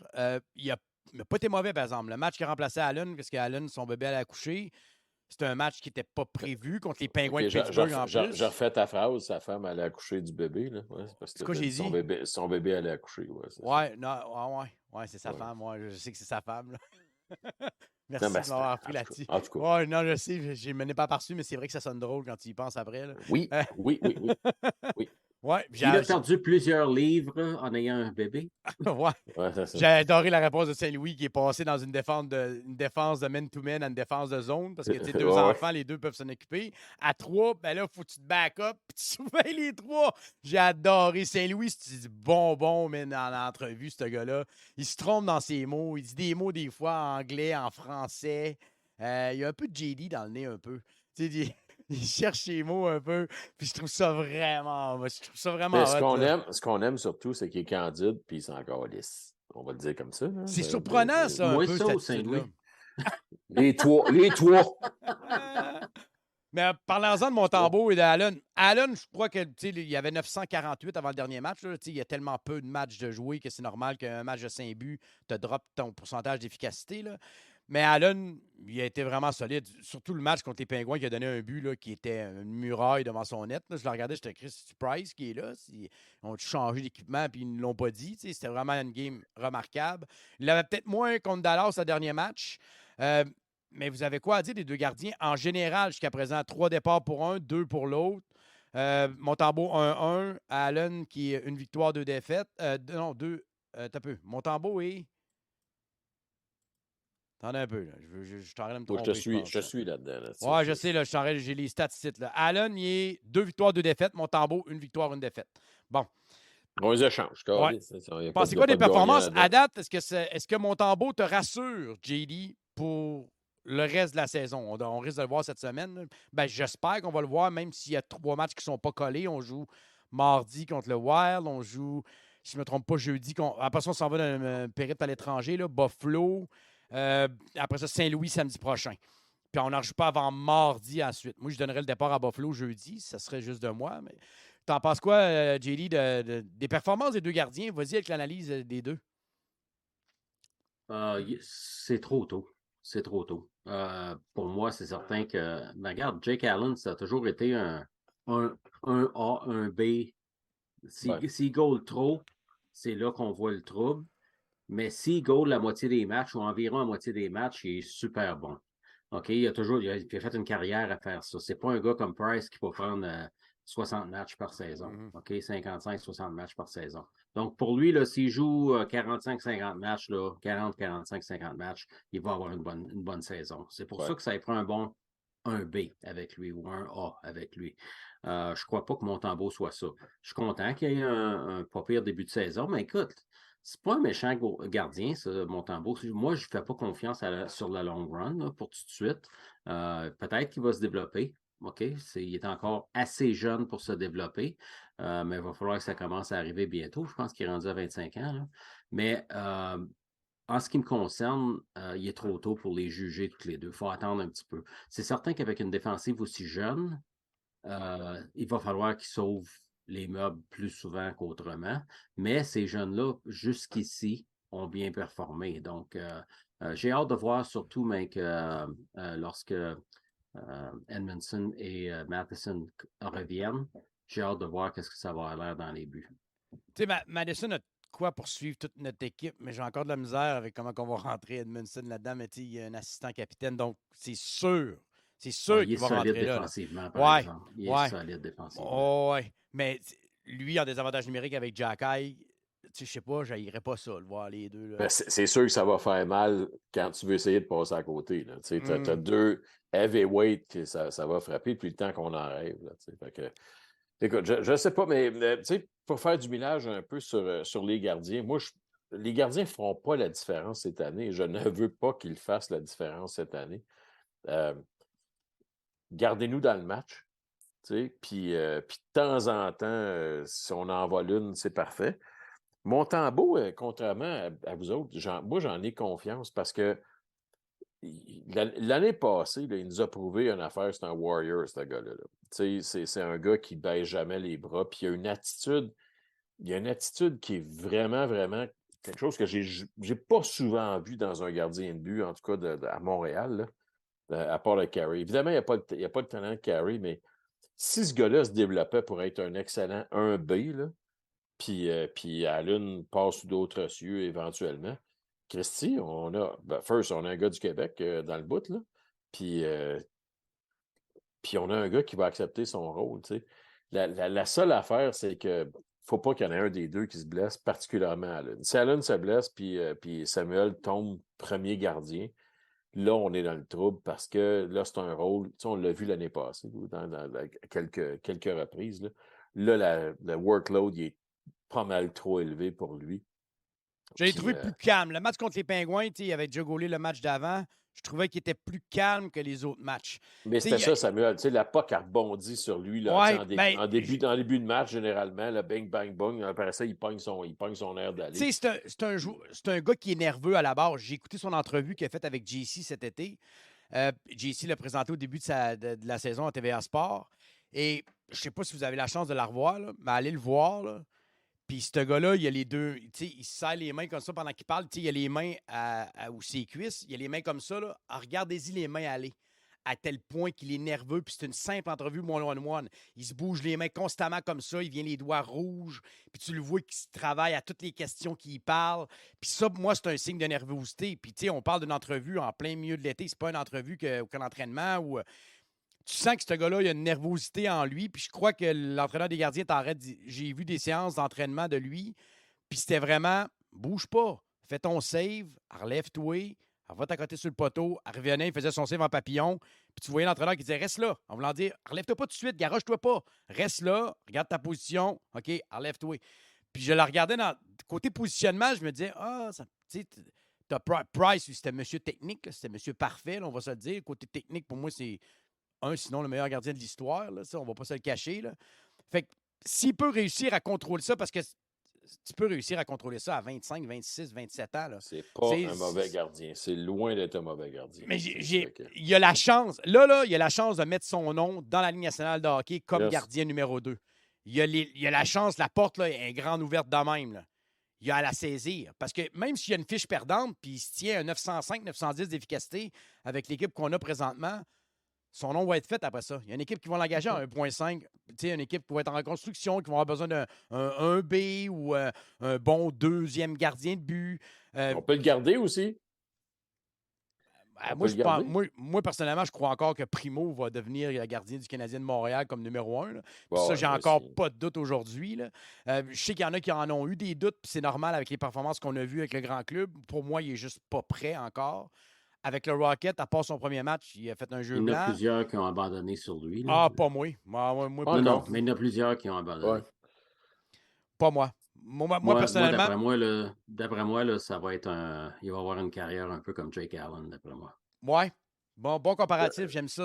Je pense que ça va être un gardien qui va être étiqueté 1B, 1A dans cette range-là, 35-40 matchs par année, 45. Mais les gars, c'est ça la Ligue nationale. De nos jours, ouais. Nommez-moi le gardien 1, là, enlève le A puis le B, là, des gardiens 1, là, Ottinger, mettons, à Dallas. Ottinger, Vasilevski, Shesterkin. C'est pas mal. Il n'y a pas grand-chose d'autre là, de 1 établi. Là, comparé aux belles années de Price avec Lundqvist, Fleury, Price. Il y en avait. Là, on faisait un top 10 puis on avait de la misère à être classé. Là, présentement, j'ai regardé le top 10, puis ils ont mis... lui qui est rendu à Washington, là, qui a gagné la Coupe Stanley, Kuemper. Ils ont mis Kuemper 7e. Écoute, pour moi, Kuemper, c'est même pas un top 10. Si je me fie à ce que je connais comme top 10, Kuemper n'est même pas dans mon top 10. Là. Mais je regarde les autres gardiens de but, puis il y en a juste beaucoup moins des 1 établis. Là. Il n'y en a pas beaucoup moins, il y en a quasiment plus. Son gratte, mettons, là, sur 32 équipes, c'est Markstrom, Georgiev. Ouais, peut-être même Bennington. Même là, Georgiev n'a jamais été numéro 1. Demko à Vancouver. Demko, il n'arrache en maudit cette année, par exemple. Là. Ah oui, mais c'est un numéro 1. C'est un numéro 1. Je le prendrais de Hellebuck. Mais il n'y en reste pas gros. Là. C'est une dizaine sur 32 équipes. Fait que quand ces gars-là vont passer, ça va prendre un A, un B, automatiquement. Fait que Primo va être correct dans cette affaire-là. Dobas, qui joue dans NCAA actuellement, je pense, est beaucoup plus dominant que Primo l'était à l'époque. Et lui, sa dernière année dans NCAA, il va arriver dans la Ligue américaine l'année prochaine. Moi, si j'étais Canadien, là, où on est rendu, je ne paniquerais pas avec les goalers. Pour moi, les gardiens de but cette année, c'est un non-issue. Ce n'est pas un problème. Là. Arrêtez ce que vous pouvez arrêter. Je focus sur les autres positions. Primo, dans la Ligue américaine, on va le regarder, puis lui, il faut qu'il domine. Lui il faut... there's no fucking around. Là. Mettons qu'il manque un match de temps en temps, mais s'il goal 2 matchs par semaine, ces 2 matchs-là, il faut qu'ils soient étincelants. Il n'y a pas le choix. S'il veut monter puis passer à la prochaine étape. Après ça, on regardera. Là, il n'y a pas 20 000 prospects de gardiens de but partout là, en Amérique du Nord actuellement. Là, c'est une des choses qui est décrite par décriée par les recruteurs et tout le monde, c'est que des goalers, il n'y en a pas tant que ça. Là, du monde qui font « Ouh, ce gars-là, il faut aller le voir » puis il arrête tout. Là. Il n'y en a pas tant. Là.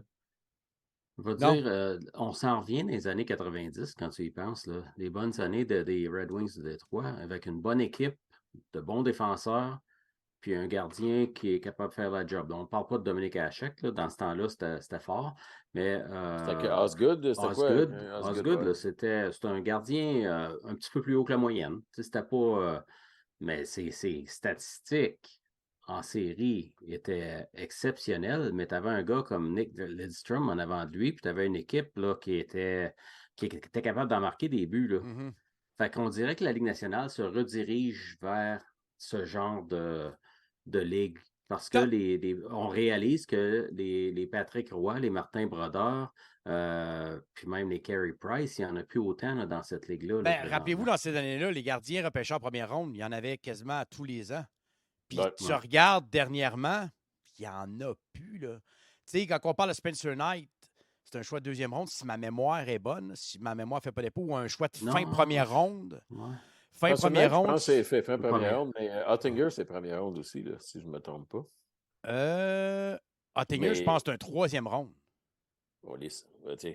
Attends, mais allez voir, là. J'ai de cliquer en dessus, tout cas, là, il y en a moins. On s'entend pour dire qu'il y en a moins. Là. Je me trompe pas. Un premier round, t'as raison, 26e. Fin de première ronde. 20 première ronde, Ottinger. C'est quand même, on va se dire, c'est pas un mauvais pic. T'as Carter Hart qui est un choix de 2e ronde. Un choix de 2e ronde, 48e au total. Que lui, je crois, va devenir un solide gardien de but. Les Flyers, cette année, vont nulle part, là, mais ils vont nulle part. Ils ont une bonne fiche, mais ils se font dominer à tous les games. Carter Hart a 949 d'efficacité avec 4 victoires, aucune défaite. C'est quand même impressionnant. Mais je regarde les games des Flyers, puis je suis comme, comment c'est? Ils ont une fiche de même, eux autres. C'est vraiment... c'est drôle, ils se font dominer. Écoute, depuis le début de la saison, les Flyers de Philadelphie, en possession de rondelles, ils ont eu la rondelle 41% du temps contre leur adversaire. En possession de rondelles, c'est le pire ratio de la Ligue. Même les Coyotes ont un meilleur ratio que ça. Puis ils ont une fiche gagnante. C'est pas de comprendre. Cette équipe-là, c'est vraiment bizarre cette année. Là. Un que je voyais venir, moi, c'est Samsonov. Je l'avais prédit au début de l'année. J'ai dit, ce gars-là va voler la place à... Je pensais qu'il allait être numéro 1. Puis c'est le genre de contrat... Moi, c'est le genre de gars que j'aurais aimé à Montréal. Samsonov avec Allen, je trouve que ça aurait fait... Moi, quand je l'ai vu libre, puis j'ai vu qu'il avait signé 1,1 million, j'ai dit, mais man, pourquoi Montréal ne l'a pas essayé pour 1,2, 1,3, donner 2 ou pour 1 an au pire? T'as quoi à perdre? Parce que moi, je voyais ce potentiel-là avec les Capitals, puis je me disais, maudite merde. C'est vrai qu'il y a Amirov dernièrement qui a été choisi en première ronde, c'est vrai. Spencer Knight, 10e ou 11e, c'est ça qui me dit FL. Merci, FL. Donc, Spencer Knight est sorti quand même assez tôt. On a Levi aussi, je ne me trompe pas, avec Buffalo, qui devrait arriver, lui, l'année prochaine. Il n'est pas encore l'année prochaine. encore. Lui, il va éclairer la NCAA encore cette année. Là, on a Dobbs avec Montréal. Dobbs, t'arrêtes de la clearer en esti. La NCAA, présentement, il connaît toute une saison. Fait que je pense qu'on va être bon pour s'en tirer. Le Canadien a du show aussi, du show dans la CHL. Il l'appelle le même. Ouais, c'est pas lui qui est un Autrichien. Tu sais comment ça se prononce, hein? Non? Patrick Bretzel, je pense, son Bretzel de Bexel. Iona Price. Bexel. Ouais. Il est en Europe, ce gars-là. Mm-hmm. Et puis, ça se prononce Dekoff. Ah, t'es sérieux? Pour des raisons qu'on connaît, c'est pas comme ça que ça se prononce. Quand tu me dis pour des raisons qu'on connaît, j'étais comme, mais pourquoi il dit ça? J'ai allumé un vrai. Ça se prononce vraiment Dekoff, pour de vrai? Dekoff. Ouais.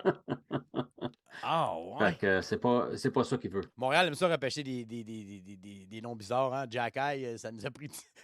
Il fallait qu'il soit régulier. Puis je vais vous rappeler, allez écouter les shows d'Hockey sans limite de l'année passée. Pendant les matchs préparatoires, on a parlé d'Arbor Jack-Eye. On a parlé, on ne savait pas trop comment le dire. On jet-checké, je suis une affaire de même. Puis j'avais dit, ce gars-là m'impressionne au camp d'entraînement. On l'avait vu au camp d'entraînement avant qu'il retourne junior. Fait que j'ai hâte de voir ce qu'il va donner. Là. Vraiment, vraiment hâte de voir. Bon, on va y aller avec la semaine du Canadien qui s'en vient. Oh, vu qu'on parlait des gardiens, on peut sauter... Vu qu'on parlait des gardiens, on peut-tu sauter à Carey Price? Tu veux baiser Carey Price? Ben non, mais tu sais, on peut-tu parler de la conférence de presse un petit peu? Oui, vas-y. On peut sauter Carey Price? Aujourd'hui, ceux qui l'ont regardé, ben tu sais, on parlait des gardiens, puis je me dis c'est important parce que c'est la raison pour laquelle on est un peu dans le trouble, parce qu'il faut se rappeler quand Marc Bergevin a échangé pour Jake Allen, c'était pour être le second à Price. Donc, présentement, Allen est le premier gardien du Canadien. Puis là, ça a créé un problème parce que Primo n'était pas prêt. Mm-hmm. Et c'est là que le Canadien a dû prendre Montembeault au balotage. Et avec les problèmes qu'on vient tout juste de parler. Mais Price a eu une conférence de presse. En gros, il n'a pas annoncé sa retraite. Il n'est pas prêt à annoncer sa retraite. Son but est de revenir en santé sans douleur. Ouais, vivre une vie normale sans douleur. C'est horrible. Ça. Il ne parle même pas là, de revenir jouer au hockey présentement. Il dit qu'il y a même de la misère à monter ses enfants des escaliers. Ben, c'est ça, il dit de la misère avec les escaliers. Puis il dit, je ne peux même pas prendre mes enfants et les monter dans les escaliers sans douleur. Fait que pour lui, c'est avoir une vie normale sans douleur. Il essaye de repousser la chirurgie qu'ils ont proposée, qui est de prendre un peu de tissu et de... remplacer le cartilage endommagé dans son genou. Et le mettre dans le trou. C'est un Tommy John du genou. Là, du genou, c'est ça. Pour ceux qui sont familiers avec ça. Les succès de ça, c'est à peu près à 50%. Donc, il aimerait mieux parce que il pourrait être en douleur pour le reste de ses jours. Ouais. Ça pourrait être pire que c'est présentement. Donc, il aime mieux repousser ça. Mais il a dit lui-même que, puis ça c'est important, il a dit lui-même que ça prendrait un miracle pour qu'il revienne. Je pense qu'on est tous Mais conscients de il ça. avait l'air serein, il avait l'air confortable avec sa décision ou avec ce qui se passait présentement. Il avait le sourire comme jamais auparavant. Moi, j'ai trouvé, en tout cas, dans cette conférence de presse. T'as-tu vu sa présence aux Alouettes cette semaine? Il était présent aux Alouettes. Ça a l'air d'un farewell tour. Là, il était voir les Raptors aussi la semaine passée. Il fait le tour. Là, mais il y a une chose que je veux rappeler qu'il a dit dans sa conférence de presse, moi, qui m'a frappé beaucoup. Mon but est toujours de gagner une Coupe Stanley. Peu importe la position que je serai. Peu importe la position. Ben ça veut dire que s'il est dans l'équipe, dans l'administration de l'équipe, parce que si j'étais le Canadien, je réglerais ça. La journée de sa retraite, j'annoncerais aussi qu'il fait partie de l'équipe comme whatever, le gouverneur, je sais pas, le coach des gardiens. Sean Burke, qu'est-ce qu'il faisait? Là, il n'allait pas sur la glace souvent parce que tu ne peux pas lui demander d'aller sur la glace s'il y a un genou qui est fucked up. Là, mais, ouais. Il était le directeur, Sean Burke était le directeur des gardiens. Oui, c'est ça. Mais il peut apporter tellement plus que juste ça. Là. C'est ça. Ouais, c'est cool. D'après moi, là, ça m'a dit qu'il veut une deuxième carrière dans le management. Dans le management, ouais. Ils ont demandé aussi s'il allait être proche du Canadien. Il a dit qu'il voulait s'impliquer pour la Fondation pour l'enfance. Il a dit, j'ai aimé ça, la manière qu'il a apporté les propos. Il dit, n'importe quel joueur blessé va dire que c'est bizarre de se retrouver en pareille position. Tu es encore dans l'équipe, mais tu ne te sens pas vraiment dans l'équipe. Tu es comme dans une zone grise, surtout quand tu es blessé à long terme comme moi. Il dit, je ne veux pas déranger les joueurs ou leur voler du temps avec les thérapeutes. Je me sens comme de trop. Je vais venir voir les gars ici et là cette saison, mais je veux les laisser se concentrer. Puis c'est des propos que on aurait peut-être aimé que Weber nous le dise, on ne va pas se le cacher. Là. C'est genre de. Ouais. Je pense que Price est mieux articulé ou peut-être mieux, il a été mieux préparé pour bien expliquer la situation. C'est ça. Chantal Macabé peut-être de quoi faire. Oui, je pense qu'elle a beaucoup à faire là-dedans. En même temps, le gars, il reste à Brossard depuis des années. Il reste à côté du centre d'entraînement. Weber, ça n'a pas été tout à fait ça. Carey Price est venu au monde avec le Canadien aussi. Là, il a dit qu'elle allait se promener entre Kelowna et l'Ouest Canada, entre Candiac. Il dit, je vais me promener cette année là, pour s'impliquer. Là. C'est correct de même. Mais je pense que ce gars-là, à long terme, on va le revoir dans l'organisation. Quand j'ai vu ça, ça m'a rassuré un peu parce que j'aimerais pas ça perdre Carey dry. Là, il est parti puis c'est terminé. Là. Je pense que ce gars-là a beaucoup à offrir. Puis Weber, la même chose, mais en même temps, mais Price a fait plus pour l'organisation. Il a joué 15 ans. On va aller là. Il y a des records là, que personne n'a. Là, il nous reste 17 minutes. On va aller là. Raphaël Dusset a sorti un article sur la Poche Bleue, puis je veux vous amener là. Mais le Canadien devra retirer le numéro 31 de Carey Price. Absolument. À mes yeux, pour qu'un numéro soit retiré, le joueur doit avoir été dominant pour son équipe et ou avoir marqué la Ligue et son époque et ou avoir exercé un impact important au sein de sa communauté. Bref, son passage doit avoir été marquant. Celui de Price à Montréal l'a été. Price est premier dans l'histoire du Canadien chez les gardiens avec les matchs joués 712, les départs 700, les victoires 361 et en plus d'être troisième pour les Jeux blancs, 49.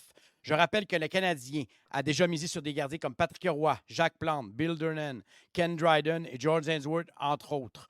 Toutes ces stats permettent à Price d'être plus ou moins dans le top 30 de la Ligue nationale dans chacune des catégories, en plus d'être 28e à vie pour la moyenne à 2,51 et 11e pour le taux d'efficacité à 917 parmi ceux qui ont joué au moins 400 matchs. Price aura donc marqué le Canadien et la Ligue nationale lors de sa carrière de 15 ans. Il a de plus amené la technique papillon à un autre niveau. Pendant plus d'une décennie, il a été la référence en termes de style devant le filet. Et pendant plus d'une décennie, il aura fait rêver des partisans du Canadien qui avaient souvent bien peu de choses à se mettre sous la dent. Il a été la vedette et le visage du club depuis le début des années 2000. C'est à lui que les jeunes s'identifiaient et voulaient ressembler. Pour toutes ces raisons, c'est un no-brainer pour moi. Le 31 doit être retiré. Quand? Pas de Price. On peut attendre que Price annonce officiellement sa retraite. Probablement uniquement à la fin de son présent contrat. Ouais, on est de même. Mais pour tous les records du CH qu'il a battus, pour la référence qu'il a longtemps été dans la Ligue nationale de hockey, pour l'impact qu'il exerce à Montréal, il mérite cet honneur. Oui, même sans bague de la Coupe Stanley. Ce n'est quand même pas de sa faute s'il avait un seul Price à Montréal et non 20. J'ai adoré cet article-là de Raphaël Doucet qui est sorti. Ouais, sur, vraiment. je vais vous le partager sur si vous voulez aller le lire sur la poche bleue. Ça mérite d'être clair. Moi, je l'ai toujours dit. Ce gars-là va être au Temple de la Renommée un jour, mais son numéro 31 va être retiré au Centre Bell. Parce que pour moi, ça reste un des grands de l'histoire du Canadien. Mais pas de presse. Ça va être dans 5, 6 ans, après que son contrat soit terminé, mais qu'il ait pris sa retraite. Il n'y a pas de presse à ça. Mais De toute façon, c'est 5 ans, JD, la norme après que tu aies pris ta retraite. À moins ça, c'est de Temple de la exception. Renommée, si je ne me trompe pas. Oui, le Temple de renommée, c'est 5 ans. Fait que Temple de renommée, on peut parler dans 10 ans à peu près. Si c'est 5 ans, il annonce sa retraite, mettons, dans 4 ans, parce qu'il ne le fera pas avant. C'est une question d'assurance. Ouais. Je pense qu'on le sait tous. Il y a plein de monde qui dit « Ouais, qu'il annonce donc sa retraite tout de suite. » Mais oui, quel cave va dire « Moi, je vais cracher sur 30 millions de dollars. » Tu sais, il me semble qu'il n'y a pas une personne sur la terre qui se dirait « Ouais, il m'a annoncé ma retraite. » Puis, Mais en fait, il y a des mécanismes qui permettent de faire ça plus vite. C'est des négociations avec les assurances. Les assurances, s'ils te payent une pièce tout de suite, c'est mieux qu'ils t'en payent tout de suite que qu'ils t'en payent après. Fait qu'il y a des deals qui peuvent se faire, mais la réalité, c'est que la journée qui call it a day, là, c'est terminé. Fait que là, c'est 5 ans, c'est 5 ans après. Est-ce que le Canadien a l'obligation d'attendre tout ce temps-là avant de mettre son chandail en haut? La réponse, c'est non. Pour moi aussi, c'est un no-brainer. Pour moi, Saku Koivu, c'était aussi un no-brainer à l'époque. Puis, tu sais, si mais tu regardes Koivu a l'impact... moins marqué l'impact du Canadien Ben, j'allais que juste Price. là. Si tu compares les deux gars qui n'ont pas gagné de Coupe Stanley, puis qui ont, tu sais, Saku qui a été le capitaine avec le plus long règne, là, je pense, dans l'histoire du Canadien, là, si je ne me trompe pas. Fait que, tu sais, mais il y a ça. Il y a juste ça à son fait d'armes. C'est pas le gars qui a scoré plus de buts, plus de points, tu sais, il est revenu du cancer, nanana, mais au point de vue statistique, Carey, il a 1 million d'affaires pour backer ses affaires. Tu sais, il a marqué l'histoire de la Ligue nationale et l'histoire du Canadien de Montréal. Puis ça a été quand même le dernier à nous avoir amené en finale la Coupe Stanley. Puis on ne va pas le cacher. C'est lui qui a amené le Canadien en finale. Là. Le Canadien a bien joué devant lui, mais 131, point de salut. Qu'est-ce que tu en penses, JD? Je t'ai envoyé une image sur Twitter. Si tu peux le partager, ce serait très bien. Là, mais si tu ne peux pas, ce n'est pas plus grave que ça. Je vais en parler. Ça montre justement les grands gardiens des Canadiens, Jacques Plante, Ken Dryden, Patrick Roy et Carey Price. Plante a joué de 53-54 à 62-63. Il a joué 10 saisons avec le Canadien. Il y avait 6 équipes en moyenne pendant cette période-là, dont aucune avec un cap salarial. Ken Dryden a joué de 71-72 à 78-79. Il a joué 7 saisons pour le Canadien. Il y avait en moyenne 16,9 équipes pendant cette période-là dans la Ligue nationale. Il a vu 2 expansions, lui, pendant ce temps-là. C'est ça. Puis il n'y avait pas de cap salarial. Patrick Roy a joué de 85-86 à 94-95. Il a joué 10 saisons à Montréal. Il y avait 21,7 équipes en moyenne dans la Ligue nationale. Pas de cap salarial. Carey Price, de 2007-2008 à 21-22, il a joué 15 saisons dans la Ligue nationale. Il y avait 30,4 il y en a manqué équipes 2 là-dedans en moyenne. à cause de blessures. Là. Ouais, mais c'est pas grave. Je te dis qu'en moyenne, il y avait 30,4 équipes, dont 15, ces 15 années, c'était sous un cap salarial. Mm-hmm. OK? Ça, c'est très important quand on regarde le nombre de Coupes Stanley qui ont été gagnées. OK? Ouais. C'est là que c'est important. Parce que les gens disent « Oh non, il ne devrait pas l'être parce qu'il n'y a pas de gagné de Coupe Stanley. » Ben oui, mais quand tu avais 6 équipes, c'est bien plus facile d'en gagner. Et voilà. Une chance sur 6, c'est ça. Puis à un moment donné, il faut arrêter ça. Le gars, il a gagné, il est allé au match des étoiles en 2009, 2011, 2012, 2015, 2017, 2018, 2019. Il a fait partie de la All-Rookie Team. Il a fait championnat du monde, les Olympiques. Il a gagné le Vézina, il a gagné le Ted Lindsay, il a gagné le Il a carrément tout gagné ce qu'il peut avoir gagné, sauf la Coupe Stanley, le trophée ultime. Mais il est allé en finale. Il est allé en finale. Ouais. Puis il a emmené son équipe en finale. Puis Brandon Gallagher disait ça aujourd'hui. Il nous a emmenés en finale en 2021. Mais si ça n'avait pas été de Chris Kreider en 2014, il nous a emmenés en finale aussi. Je suis convaincu de ça. Ouais. Mais tu sais, tu ne peux pas contrôler si un gars, le trophée Hart, une autre chose que je veux, les gens le comparent à Patrick Roy tout le temps, OK? En saison régulière, dans l'uniforme du Canadien, là, Patrick Roy avait une moyenne de buts alloués de 2,78. Price, 2,50. Le pourcentage d'efficacité, 904 pour Roy, 917 pour Price. Ah ben oui, ben les séries, OK, on regarde les séries. En série, Roy, 2,46. Puis Price, c'est 2,39. C'est encore meilleur. Le pourcentage d'efficacité en série de Roy, c'est 913. Pour Price, c'est 919. Fait arrêtez-moi là, ça. Quand tu parles du pourcentage de carrière de Roy, c'était-tu avec le Canadien ou c'était en carrière de Roy? Juste avec le Canadien. Juste avec le Canadien, 913. Ben oui, oui. C'est sûr que les époques sont dures à comparer. Là. On ne veut pas aller là. Oui, là. je comprends. Il scorait plus de beaux dans le temps. Les gens regardent juste les Coupes Stanley. Oui. Tu sais, à un moment donné, il faut regarder l'équipe qu'il y en avait. Aussi, Price n'a jamais eu un seul joueur dans sa carrière entière qui a une moyenne de 1 point par match. Jamais. Kovalev, non, c'est 81 en 82. Kovalev. Le plus haut, c'était P.K. Subban puis Thomas Tatar à 0,9. Mais Kovalev n'a pas fait une saison de 80 points. Ben oui, mais il était pas. Price n'était pas là.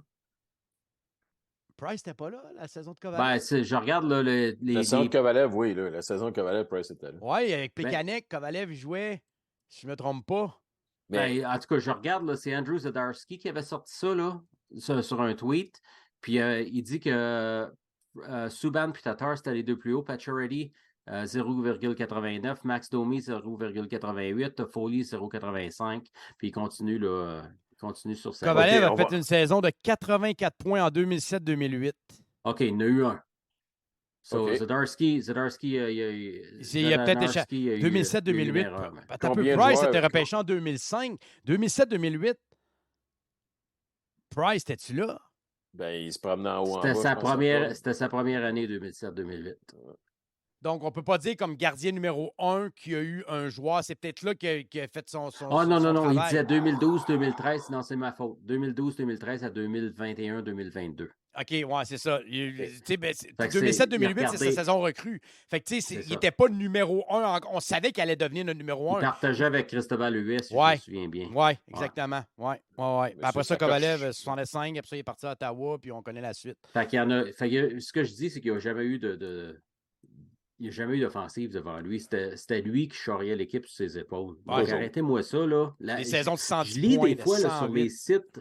Sur Facebook, là, les sites de Dans les coulisses, puis RDS, puis j'en reviens pas, la méchanceté des partisans envers Carey Price. T'as-tu vu aujourd'hui, après sa conférence de presse? Même JC en a parlé, il dit, écoute, je suis abasourdi de voir du monde aussi méchant envers lui après tout ce qu'il a fait avec les Canadiens de Montréal. Je veux leur nom, leurs adresses, puis quand je vais avoir du temps de libre, je vais aller sonner chez eux. On va jaser un peu, savoir comment c'est des résidus de vidange. Je pense que les gens ne réalisent pas encore aujourd'hui à quel point que ce gardien-là a eu un impact majeur sur le Canadien de Montréal pendant longtemps. Je crois, puis tu sais, je parle avec des plus vieux, tu sais, parce que là, je remplace Barmaid, puis je travaille à Salaki, j'ai le temps de parler. Puis quand je parle aux plus vieux, là, Carey Price, l'autre jour, il y en a un qui m'a lâché. Là, j'ai dit, ouais, mais tu sais, mon tambour, il donne souvent des buffets. Puis, Price donne un buffet par game. J'ai dit, attends un peu, là. J'ai dit, calme-toi, j'ai dit, Price donnait pas un buffet par game, là. J'ai dit, tu peux pas avoir 917 d'efficacité en carrière et donner un buffet par game. J'ai dit, c'est mathématiquement impossible. Il dit, ouais, mais tu sais, il en donne tout le temps un softie. Non, j'ai dit, là, c'est de la mauvaise foi, là. Non, mais c'est pas de la mauvaise foi. C'est d'être épais. C'est de dire n'importe quoi. C'est d'être ignorant de dire n'importe quoi. Moi, je te dis, les gars, je sais pas, moi... Cette méchanceté-là, un jour, on va faire une émission là-dessus, puis ça va probablement être ma dernière sur SSL parce qu'il y a du monde qui vont gueuler. Là. Mais moi, Ces mêmes gens-là font la même chose sur Jonathan Drouin. Ces mêmes gens-là font la même chose sur Brendan Gallagher. Ils ont fait la même chose sur Shea Weber. Ces gens-là, ça me donne des boutons. Ouais, mais tu sais... c'est ça. Sur la terre des hommes qui est sur le chat... Les adresses, je sonne à la porte, puis je vais dire, OK, là, on sent dans le driveway, là, vous allez me dire qu'est-ce qui ne va pas bien dans votre vie. Là? Ben, c'est sur le chat, la terre des hommes, là, il dit exactement ce qu'il doit dire. Comme en 95, on crachait sur Roy en 95. Puis c'est vrai, il y avait un sondage qui avait été fait en 95. Croyez-vous que Patrick Roy devrait être échangé? Puis 65 % des gens avaient dit oui, là. Tu sais, puis aujourd'hui, on l'a accueilli comme un dieu avec son chandail qui a été retiré. 75 % des répondants. 75 % des répondants. Qui répond à ces astis de sondages-là? Ben, dans le temps, du monde qui chiale, du monde qui sont frus, des astis de pas de vie. Puis là, tu viens de partir. Calme-toi, Sly. Je suis plus capable de ça. Je suis plus capable de ça, de la méchanceté. face à tout le monde, face aux athlètes. Puis les réseaux sociaux donnent la parole à des hosties de cabochons qui ne devraient même pas parler, puis qu'on ne les entendait pas avant. Puis c'était parfait de même, parce que quand mon voisin, parce que j'ai des excellents voisins à Repentigny, mais à l'époque, mettons, j'imagine que j'ai des mauvais voisins, mais là, ils savent comment ça marche Twitter, puis ils disent n'importe quoi. Bien, dans ce temps-là, ils n'entendaient pas parler. Tu comprends? Puis s'il y en a un qui levait à bois, je disais juste de fermer sa gueule, puis ça arrêtait là. Mais là, aujourd'hui, c'est comme ça. Fait que, on revient à Price. Price mérite tout à fait d'avoir les plus grands honneurs. Puis arrêtez ça, là. Arrêtez ça de critiquer. Si vous n'avez pas rien pour backer ce que vous dites, shut the F up. C'est tout. Votre opinion, là, si vous n'avez rien pour backer ça, si vous n'avez pas fait non, je n'avais pas fait. Pourquoi faire de recherche? Et si vous n'avez pas rien, l'opinion, la mienne, elle ne compte pas. Là. En politique américaine, mon opinion, elle ne compte pas parce que je ne m'intéresse pas vraiment à ça. Fait que quand même que je dis quelque chose, ça veut dire rien. Fait que pour le Canadien de Montréal, c'est la même affaire. Si vous dites, comme tes chums Yannick, si Price fait des arrêts faibles, OK, prouve-moi c'est quoi, montre-moi c'est quand. Ben sinon, je me rappelle, j'avais fait un voyage je ne me trompe pas, c'était en 2010. Bon, avec René, on était dans l'autobus pour descendre à Montréal. On allait voir les Canadiens contre Buffalo. Puis c'était Price qui était là. Puis on parlait de Price. Puis moi, j'étais un grand défendeur de Price. Puis je te dirais que la moitié de l'autobus, c'était comme il ne sera jamais un gardien dominant. Il ne sera jamais un gardien numéro 1. Il n'amènera jamais le Canadien en finale de la Coupe Stanley. Écoute, j'entendais des propos. J'étais comme, mais vous réalisez-vous à quel point que ce gars-là. Puis c'est 3 ans après qu'il a gagné les 4 trophées. C'était le début de sa carrière. Là. Je pense que c'est sa 3e saison dans la Ligue nationale de hockey. Il avait 22 ou 23 ans. Là. Il était encore jeune. Là. Puis eux autres, ils le voyaient comme jamais un gardien dominant, jamais un gardien numéro 1. Il ne battra jamais un record. Il me disait tout ça. Là. Je disais, OK, je dis, dans 5 ans, on s'en reparle. J'en ai vu une coupe. J'ai dit, puis là, il était comme, ouais, j'avoue, là, je me suis trompé. Là, ça fait que, tu sais, je pense que pour le peu de haine qu'on voit sur lui, la majorité des partisans sont derrière lui. Oui. Un peu comme avec Weber. C'est un peu les mêmes propos qu'on voyait l'année passée, puisqu'on voyait pas Weber dans l'entourage. Il y en a trop qui s'ouvrent la gueule de moi. Ah, mais avec les réseaux sociaux, je veux juste terminer avec une chose. On dit que vous êtes mieux de laisser le monde penser que vous êtes stupide que de vous ouvrir la gueule et le prouver. Ouais. Il y en a beaucoup qui devraient utiliser ce proverbe-là. Sur ces paroles de Chage, il y a... De chasse ou de sage? De sage, puis de gars craqué. Ça va se passer, ça va être correct. Tu entends des hommes qui disent « Pognez-vous pas avec cela, il va vous faire disparaître dans le désert du Nevada. » Ouais. Tout ce que ça prend, c'est un pick-up et une pelle. Ouais. Puis moi, j'ai du terrain en masse, Sly. Ouais, c'est ça. Mais, toi, il se décompose. Moi, je te garantis qu'ils ne trouveront pas. Il y a des grizzlies, il y a des loups, il y a tout ça. Ben, nous autres, avec le développement immobilier, puis les lacs qui baissent d'eau, ils déterrent, puis ils remontent à la surface. Tu entends des hommes qui disent au premier match de la saison, on a vu qu'il était aimé, respecté par les partisans, puis c'est vrai.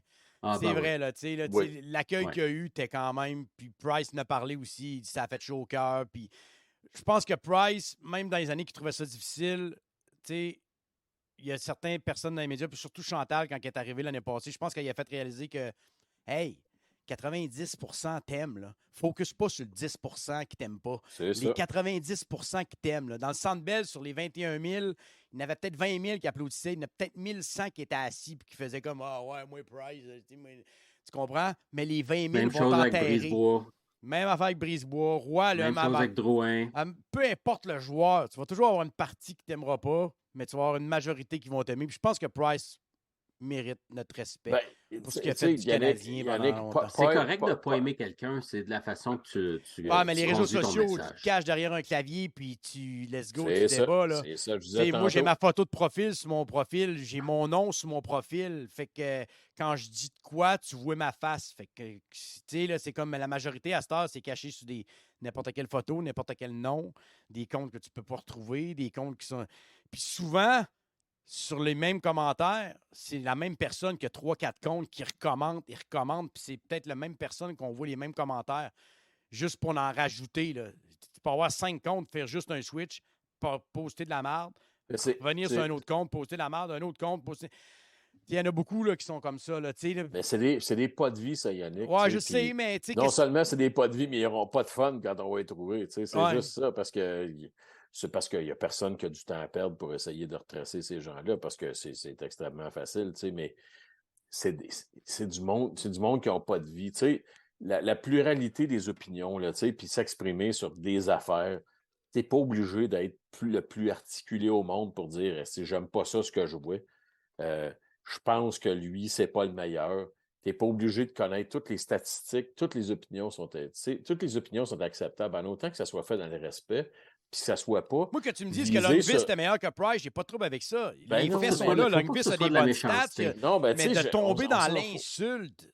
Le gros bébé gâté, qu'est-ce qu'il faut encore venir parler aux médias? T'es tout à fait là. Puis, ou des rumeurs, il est sa dope. Le cordon du cœur, que je dis des affaires, le cordon du cœur, il traîne dans la main. Oui, pour dire ça, la personne qui dit ça, moi, là, je vais aller chez vous, là, je veux parler à ton boss, je veux voir ta dernière évaluation de rendement. Puis, je veux juste t'humilier, parce que c'est ça l'affaire. Où il s'en fout du Canadien, il veut juste être payé. Je me dis, le gars, toute sa vie, il a joué au hockey. Il n'y a personne qui va se foutre. Price, tu le voyais quand il parlait, quand il dit qu'il espère un miracle, là, parce qu'il sait l'état de son genou. Puis, je ne soyais pas surpris que dans un an, mais que la douleur parte, qu'il essaye l'opération. Parce qu'il va se dire, j'ai peut-être 50% que ça marche, mais si je vois que ça ne marche pas, ben, si ma vie va être mieux après, ben, je vais peut-être souffrir pendant 6 mois, mais après ça, je vais savoir que c'est la fin, c'est la dernière. Il y a tellement de caractère, ce gars-là, que je suis abasourdi qu'il ne l'essaye pas, même à 50%. Il va peut-être essayer juste de marcher normalement. Oui, là, il va attendre. Là, il l'a dit. Là. Parce qu'il va avoir quoi? C'est 35, 36 ans, là. Hey, c'est 2 ans sans jouer. Non, mais c'est un jeune homme, là. Puis lui, là, avec tout l'argent qu'il a, pas besoin de travailler. Mettons qu'il a une carrière canadienne, mais il pourrait arrêter de travailler dans le matin. Mais mettons qu'il essaie de vivre une vie normale d'un papa, là, d'un père de famille. C'est le fun d'aller voir tes petites filles jouer au soccer ou aller au parc, puis pas jouer avec eux autres. Jouer avec eux autres. Pas d'être tout pété, là, puis d'être obligé de prendre des antidouleurs, puis des affaires comme ça. Il vient d'avoir un petit gars, là, dans 10-12, lui, il va vouloir jouer au hockey, le petit, là, un moment donné, là. Price va avoir le goût d'embarquer sa glace. Il va vouloir la pêche. Ah ouais, ça c'est sûr, là, tu sais, là. JD est content. Bon, JD, 9h02, c'est l'heure. Merci beaucoup tout le monde d'avoir été là. Merci beaucoup les hebdomadaires qui vont être rendus le lundi, les journées qu'il n'y a pas de match. On va essayer de vous les faire tous les lundis à 19h30. C'est une belle heure pour tout le monde, ça donne bien. JD a déjà mangé. Fait que, tu sais, non, pas encore. Il est 6 heures, il est 6 heures. 6 heures, ouais. T'entends pas les pots en arrière, les pannes, les... Parce que JD, il faut qu'elle débite un chevreuil. C'est ça qui est l'affaire. Ouais. Il ne m'en a pas envoyé encore, je l'attends encore. Là. Moi, il faut que j'aille shaker un martini du lundi. Ça rime avec... Moi, les martinis, c'est toutes les journées de la semaine qui finissent en I. Puis quand même dimanche, ça compte aussi. Fait que c'est ça. C'est là qu'ils finissent et qui commencent en I. Ben, c'est tout bon. C'est tout bon. Merci beaucoup, les boys, d'avoir été là. Merci à tous nos auditeurs qui étaient là sur le chat, sur la table des hommes, FL, Benoît, tout le monde qui était là. Merci beaucoup d'avoir été là. Choc était là aussi. Merci vraiment d'avoir été là, tout le monde. C'est vraiment toujours un plaisir d'être avec vous autres. Merci, JD. Ça fait plaisir. Gros merci. On ne fera pas d'avant-match demain. On va en refaire un jeudi. Je vais être correct d'en faire un jeudi. Je ne travaille pas rien. Petite demi-heure vite faite avant le match contre les Sabres de Buffalo à Buffalo. Donc, on va essayer de vous faire un petit avant-match jeudi. Merci beaucoup, Sly. Hey, merci. J'étais parti smooth, mais je me suis craqué un peu. Là. Puis on n'a même pas parlé des chandails Reverse Retro. Fait que, on garde ça pour une prochaine fois. Les bleus poudres. Je n'ai pas commandé un. OK, sans limite. Je l'aime, Je n'ai pas commandé un. Je suis pas normal. On dirait que j'aime tout ce qu'un logo du Canadien. Je sais pas, je trouve... J'ai aimé la Touch Expo, mais en même temps, je sais pas. Ils sont pas allés au bout de l'affaire. J'aurais aimé ça qu'ils aillent plus loin là-dedans. Fait que, hey, je marque ça dans les sujets pour le prochain hebdo, mais que tu sois là. Yes, sir. Fait qu'on parce qu'on se crée un groupe. On se crée un groupe d'autres choses. Ouais. On parlera pas de je veux ta calotte en passant, Sly. Fait qu'on fera un échange. J'aime mieux la tienne de la mienne. Elle est cute, la mienne. C'est ça. Bon, t'as compris qu'est-ce que tu voudrais envoyer pour Noël? Fait que merci à nos auditeurs, merci à tout le monde qui vont nous réécouter. Puis c'est ça. Soyez pas choqués là, si vous voyez qu'une pelle et un pick-up. C'est parce que Je pars à la chasse. J'ai un tracteur. Ouais, c'est ça. On part à la chasse, JD et moi. Donc, un énorme merci à tout le monde d'avoir été là. Nous, on se redonne rendez-vous jeudi avant match canadien sort. On vous souhaite un excellent match demain. Le Wild qui rend visite aux Canadiens de Montréal à Montréal. On vous souhaite un excellent début de semaine à tout le monde. Attention à vous autres. À jeudi. Les Sauvages!